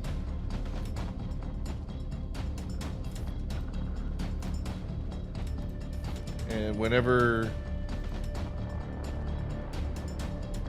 yep. Open character sheet. Yep. All players can be edited by all players. Okay, does that work? Can people Yep. get access? It's not loading. Here we go. Yeah, I can move it. Who's that guy?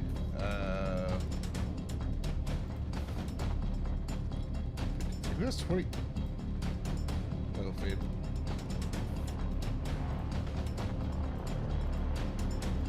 What's the... Oh, weird. I'm seeing a 22 out of 22 health bar, but like it's a phantom token.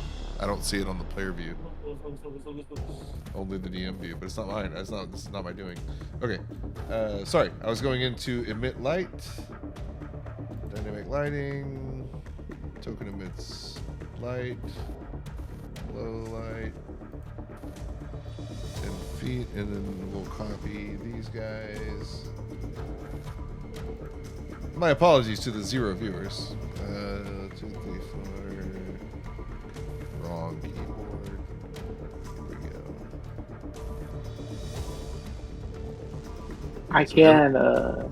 I do have dark vision within 60 feet. I will update. Let's see, dynamic lighting. Night vision. 60 feet. And then Null doesn't have night vision, right? Dark vision. And how does Cal? Oh, through your. Sorry, My goggles of night. goggles of night. The Null, because I had Null's token turned on this map last time we were here. God, I'm trying to touch screen. Yeah. I don't think I have any dark vision. I think it was just so we could like mechanically see something or something. Anyway, okay, so everybody kind of take control of one of these guys, and they are there for you. There they are. Yay! There they are. Except I need to update some HP. That'll be. This is 36. Cool.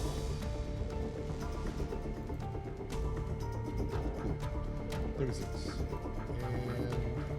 24. And the rest didn't take damage. We are back. as you guys go forward into the place, right? We're going through the door. I believe you can go through the door. Okay, so everybody's on the other side. Like you remember, everybody but Fade would remember.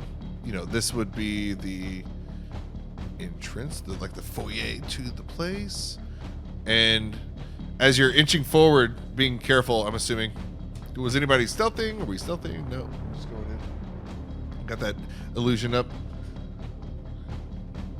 No one's walking as gracefully as he can. Okay. It's okay. There's Yeah, I think stealthing's. no point.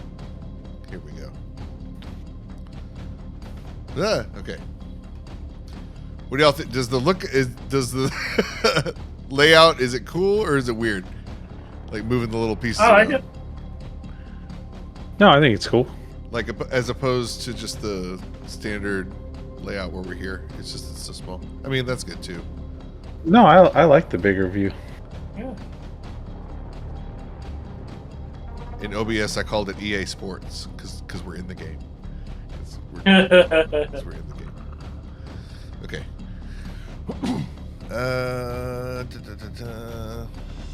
This is just the foyer though. So there's one more entrance. The Greg, you step forward, and I believe we had a funny moment last time with this door.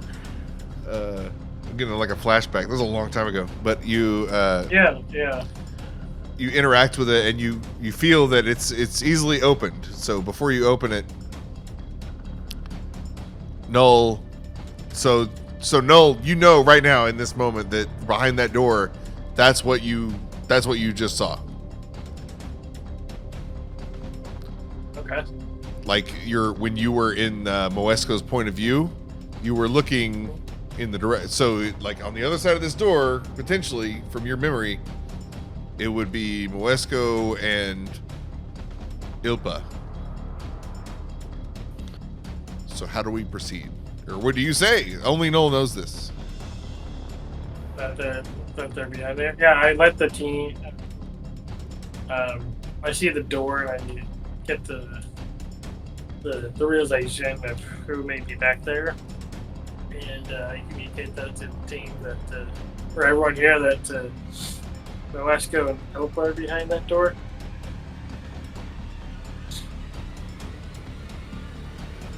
Is this the only way through? Should we attack here? On hearing that Ilpa and Moesko are down back there, Greg's gonna pop out a little potion bottle. He's gonna drink a potion of growth. Here we go. Looks like we're attacking. Well, so, and this is something that the group would know because they watched me create the illusion, so they know that it's an illusion. So to them, it becomes opaque and they can see through it. As per the illusion, the spell's description. But anyone else, it would look like it's blocking vision. Nice. Anybody else? Yeah. I guess we're going in this door. We're doing the fighting. Apparently, I'll be right behind with my swords at ready. Here we go. Yeah, I'm pretty sure Greg's gonna start things off by kicking the door in. I don't look for hinges because it doesn't matter. No problem. Yeah, kicked open the door. Do you want to do a check to see how hard? Let's do a check. Make a strength check. So yeah, you kick the shit out of the door. With the one on the left, it's like a double door, but one of them, you kick it clean off the hinges, and like a stone off the surface of a pond into the room ahead of you. And in fact, yeah, fuck it. That's funny. because of where someone's standing, that'll be a something real quick. Doing some stuff. Don't mind me.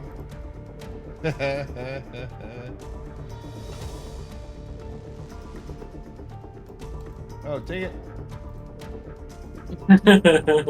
My that was funny. The stupid pop-up window is like I can't move it because the top of it is above the viewable space in Chrome. So like I'm like, do I have to like reload? Come on. I can't like collapse it. Okay, so reloading the page over there. Sorry to the nobody's watching, but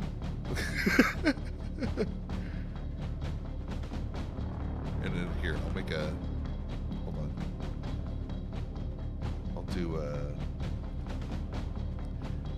hey Future Sean, here's where you should cut the video. Go back. Oop, this one. There we go. So yeah, in the player, this like game piece view here, I forgot to, or I didn't forget, I just didn't have time. On the other views that we have, like if I turn off our feeds, there's like placeholder images behind us. So like the guys are back there, but on this one I didn't have time to do that. So it's like if I turn this off, there's nothing there. So there's two Aarons, but like dark Aaron is Clayton and light Aaron is actually Aaron. Or no, shit, this one says Clayton. Damn it, this is Clayton. So light is Clayton. Whatever. This is dumb. It is fun. Okay, everyone barrels through, right? I'm assuming after Greg goes through. 22 on the door. Let's say d6 times from where he is for Greg. Roll 46.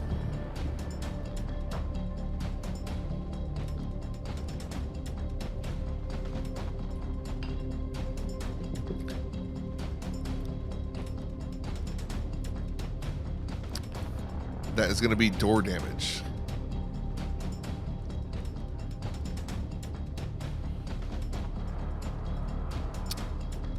Should it ever occur. There we go. 16. So, Greg, do you say anything as you heroically kick in this door?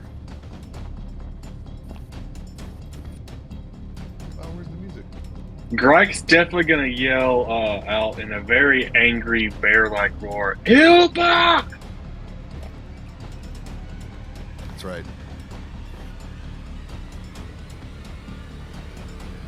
What was y'all's last? When did you last see Ilpa? At the Brand of Storms or whatever. Yeah, it's been a while. God damn it. When the ordning was shattered.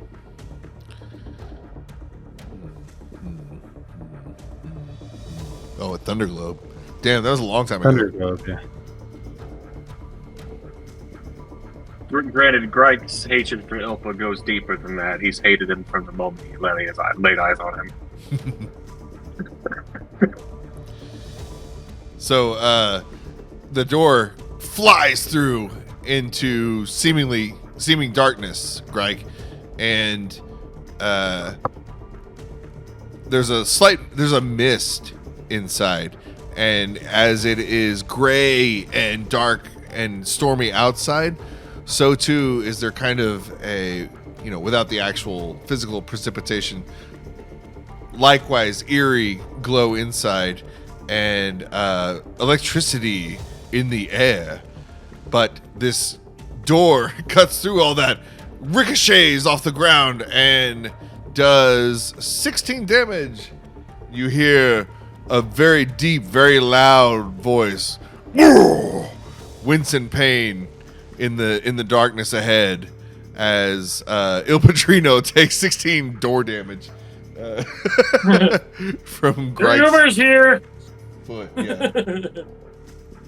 And now that's what I call DoorDash. Yeah. Hey, kids, subscribe, like. Don't forget to. I don't have a Patreon, so That's the short. And he There we takes this DoorDash. All right. I'm assuming everyone's kind of coming in behind Greg, right? Barreling in. Yeah. All right. Am I close enough to like see the door hitting Helm? Hitting Ilsa? You don't. You just see the door disappear into the darkness. There's like normally, like last time you guys were here, there were torches lit, and it was a little scary at first on purpose because it was they kind of had like a facade going on, but this time it's absolutely dark. Yeah, I just wasn't sure if I'd be able to see ahead, and I was just going to call out to Greg that, hey, that noise was Ilsa. Oh, sorry, I forgot you had dark vision. Yeah. As whenever marching, order you're in, whenever Cal passes that threshold once into the new room, there is mist though, so it's dark, so you can see through darkness, but there's also like a foggy mist inside, kind of like right now in real life. Probably see like a figure though.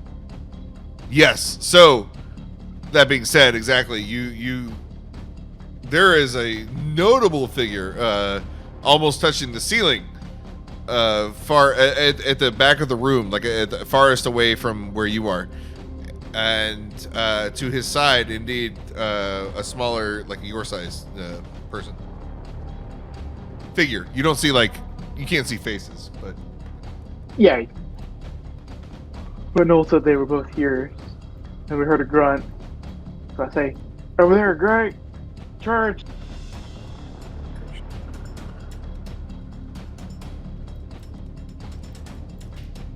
Yep. So what do we see when the door bashes down on top of you? Null and everybody who's not Cal, I guess, doesn't see much. It's very dark inside. Right now I have the... Oops, let me catch up. Right now I have the tokens all emitting like 10 feet of low light, but really it's very dark inside. And sorry, Cal is the only one...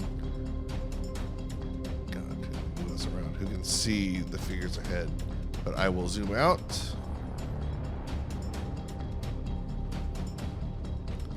God, this is chaos. Here we go. I mean, screw it, yeah.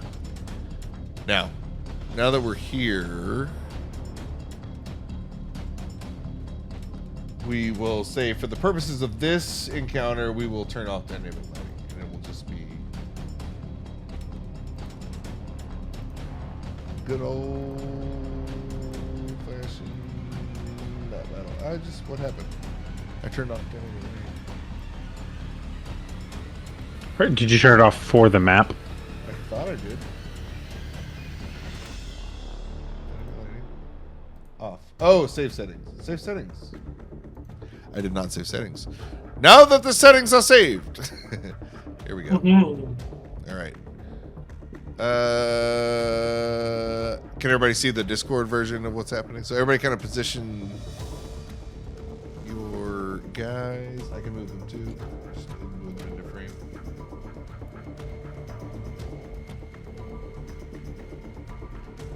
Yeah, doesn't gotta be pretty. Let's zoom out a little bit too. It'll be behind them. You see, Like- okay. No, I was just gonna joke, like in the back, like all the way in the back. Yeah. No, when he's barging in, with everyone he'll pull out his 4 arms, 3 of them with swords and stuff, getting ready to come in and attack if needed. Here we go. Everybody's kind of clustered over there.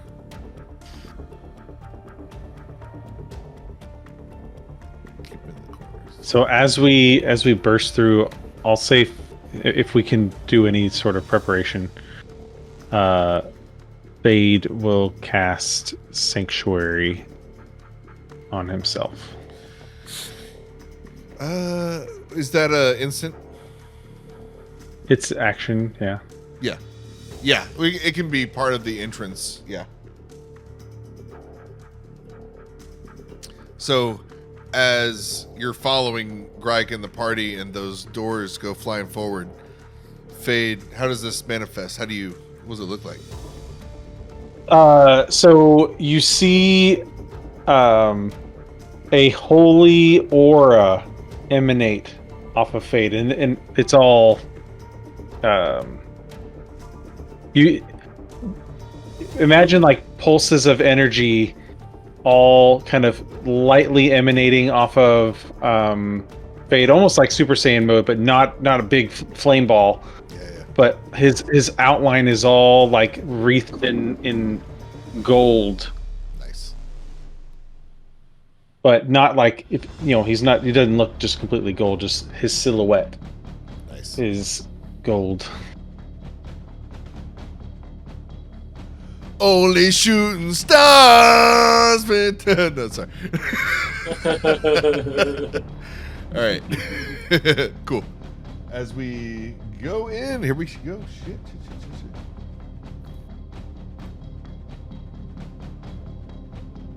Oh yeah, sorry. Another round of respect for Ray Stevenson.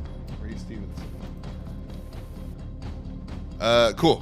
As we go in with our Fandalorian friends, I should have named them and stuff, but fuck it, here we go.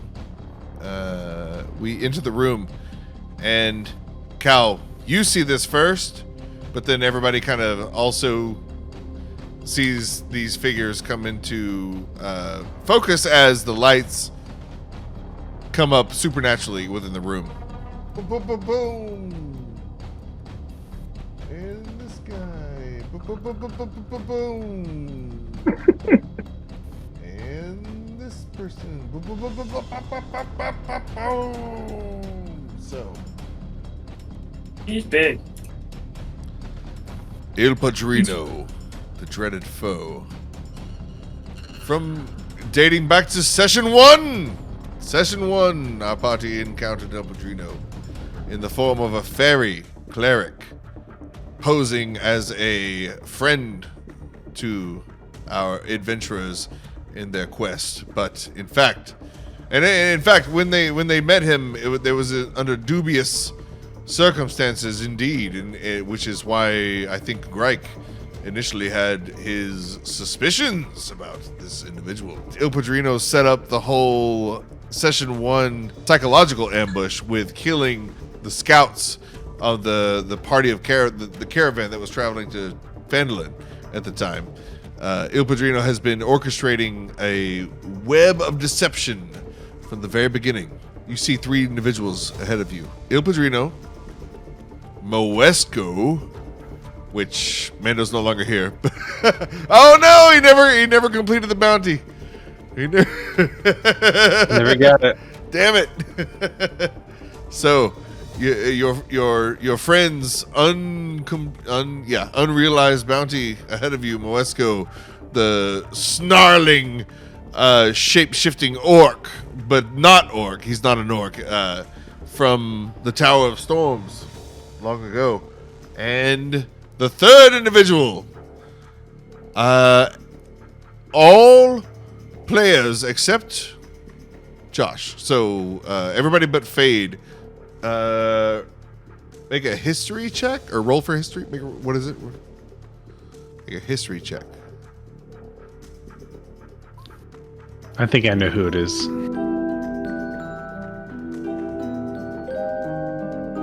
I don't know anything. My files are corrupt. It's okay.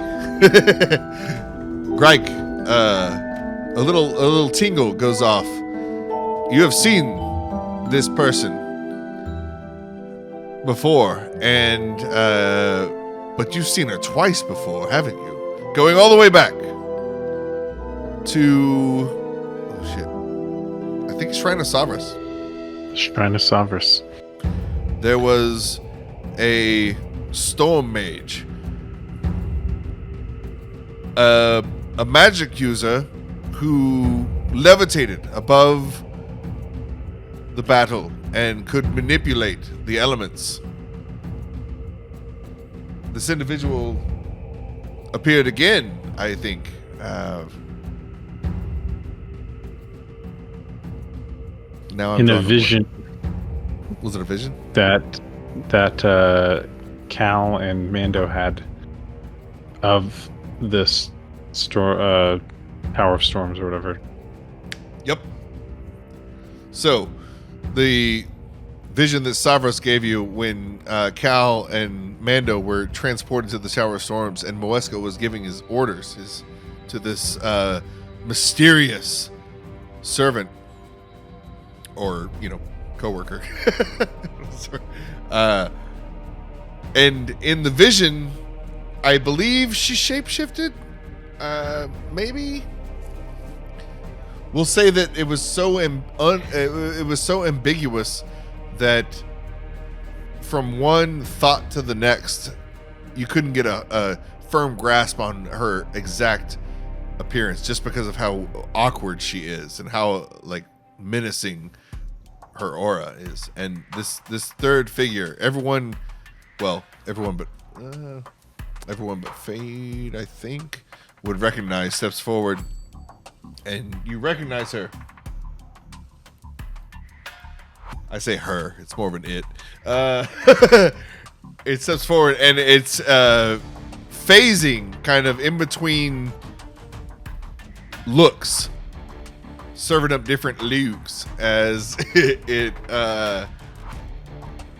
one moment it appears as a hobgoblin male, in fact, with a kind of the storm look. It's got its robe that it always has just it's changed from black to kind of a starry, almost an illusion, and then she changes back into a female, and this time she's like fiery, and anyone who's had interaction with Genasi, you would see a very fiery Genasi look to her, even though there is this mask at all times in front of her face, but it's not attached, it's kind of floating in front of her. So every time there's a illusion change, you see the mask appear for a brief moment and then disappear again into whatever she's trying to look like. And I only give this much detail because it's all happening so fast. She's like phasing, all in with like, I don't know, like in real time, like a round, we'll say. But just like you guys coming into this room, lights being, undimmed a little bit, and just gathering your bearings for a split second. All it takes is to look at this, and you see her take like one or two steps forward, and all of what I've just described you see in just that brief moment. So very off-putting. Oh, I'm gonna change my hold on, more dramatic. Now sees this like changing, going real fast, and he just like records the footage and plays back in slow mo. Like, okay, let's see what this understood. What did she do again? Let's see. Roll back the footage. And so you do that, and when you do, remember this is anybody remember Portal Combat? Yeah. She was the orchestrator of all that. She was controlling the portals and the projectiles, the goblins, everything. And then again in the vision, she was, I guess she didn't really do anything in the vision, but Fade. One of the things she changes into that you notice is, and that no one else would notice, is a figure that was present with fake Mando in Bryn Shander. With Diamond Mando. Oh, so that's Diamond Mando. Okay. Diamond. No, she was with Diamond Mando. She was with Yeah, she was an accomplice. And Fade, to your memory, this figure was kind of looming in the background of the interactions you saw Diamond Mando, all his heroic conquests. Nothing he did that was any kind of moment of note, she was always present. Oh. Oh shit. Where, by the way, is Gob Billin still back at the the ship? Whatever y'all want. He's either right behind you or forgot about him. Gob. Yeah, we can say he's cowering. He would. I mean, that's Fine. classic Gob. That's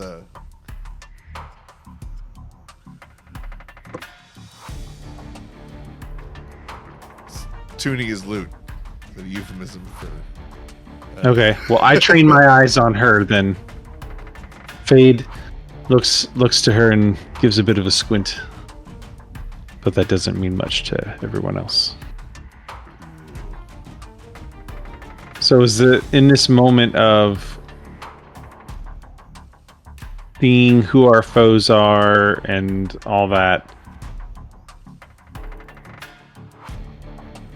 Reich had just kicked in the door. Are we talking? If you wish to speak, there. I mean, of course, you have a moment to.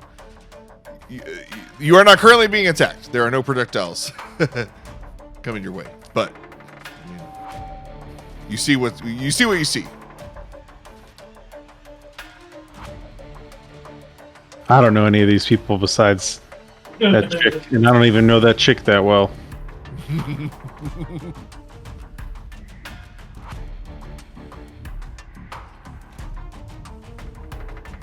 They're bad guys. We kill bad guys. That's what Cal says. You hear, after he winces in pain from the door he kicked in. Shit, what should we do? Grike, you see Ilpa reach down, and he has to, when he reaches down, he has to kind of kneel also, and it takes longer than what you would think just to lean down to pick up something, but he reaches down, picks up the door, and then he stays in kind of a crouched position, and he's not even looking at you guys. He's looking at the door, and then he ponders for a second. And again, he's not looking at you. He looks at Ilpa, and he's like, how can such insignificant players in this game present such a problem, Moesko? I can't help but think you're part of the problem. And when he says that, he's gonna flick it like a cigarette butt, the door, onto Moesko, and it hits Moesko. Thwap! Bang! As the door hits Moesko, and it knocks him down for a moment. And so all this is happening right in front of you. Moesko's knocked down. He winces. I'm sorry. And unlike what you might expect, like maybe some, I don't know, some offense taken, or Moesko apologizes like profusely. I'm so sorry. I'm so sorry. I'm so sorry. Shuffles out from under the door and kind of tries to regain his posture with his staff out. Ilpa continues. He gestures over toward the door to your left, but he doesn't say anything especially. He just like does a little come hither gesture that direction. And he said, I came seeking knowledge, and the knowledge I found was worth much less. Its worth is decreasing in value by the moment, isn't it? And as he gestures, that way, a door opens to your left, over there, to the left, and as the doors open, everyone hears like a slight hum, a familiar moan, and it is a hulking figure, a Starspawn Hulk that you've encountered before, and I don't have a token, but he is holding hostage in his arms Tafuratal, the leader of the Fendalorians. And you can tell by looking at her that she's, I don't know, her armor is not pristine condition like the last time you saw it. There's several gashes, and she's been beaten several, and she's like, she's not stumbling because of reasons, but she moves forward as a hostage with this Starspawn Hulk, seeing this, and she's not really struggling like any hostage might.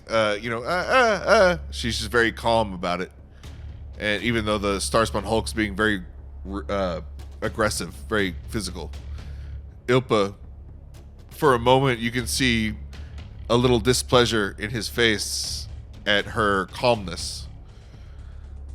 And he's going to tell you, I came to this place for knowledge. The Fandalorians, I stumbled upon a prophecy,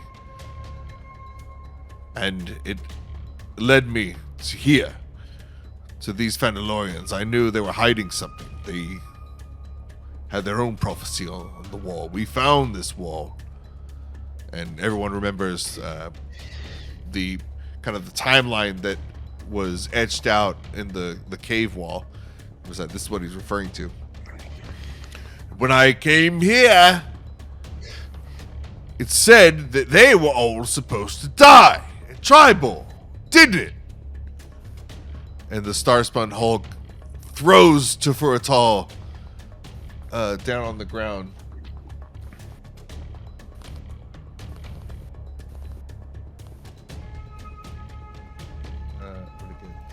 Sorry.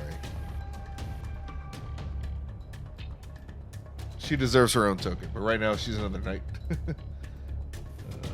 And I think there's a good place to stop. As Tafuratal, leader of the Fandalorians, the smith, the person you guys were coming to seek for your next steps, the more information, is being thrown to the ground, held hostage in her own home by Il Padrino and his cohorts. So if she was let go, can I use telekinesis and just pull her towards us? Ooh, nice. Yeah. Is that any kind of save or anything? It just happens? Well, it is, move a creature, huge, small. They make a ability check with my spellcasting modifier, contested by the creature's strength. No, it's okay. That's for an unwilling creature, though. Yeah, right? she wouldn't contest it. Okay. So you do. It's funny, Cal, you notice when you're doing this, even as she's thrown to the ground, she's kind of graceful about it. And as she hits the ground, the armor does not hit quite as hard as you would expect, like a full humanoid, person with mass to hit the ground. I don't know if you guys remember any details about her. So, cool. Yes, and you draw her near, and it does not provoke opportunity attack. We'll say we're going to waive that. And she is drawn safely within the confines next to Grike and you guys. Cool. All right. And we will pick up right there next time. All right. Cool. Good night, guys.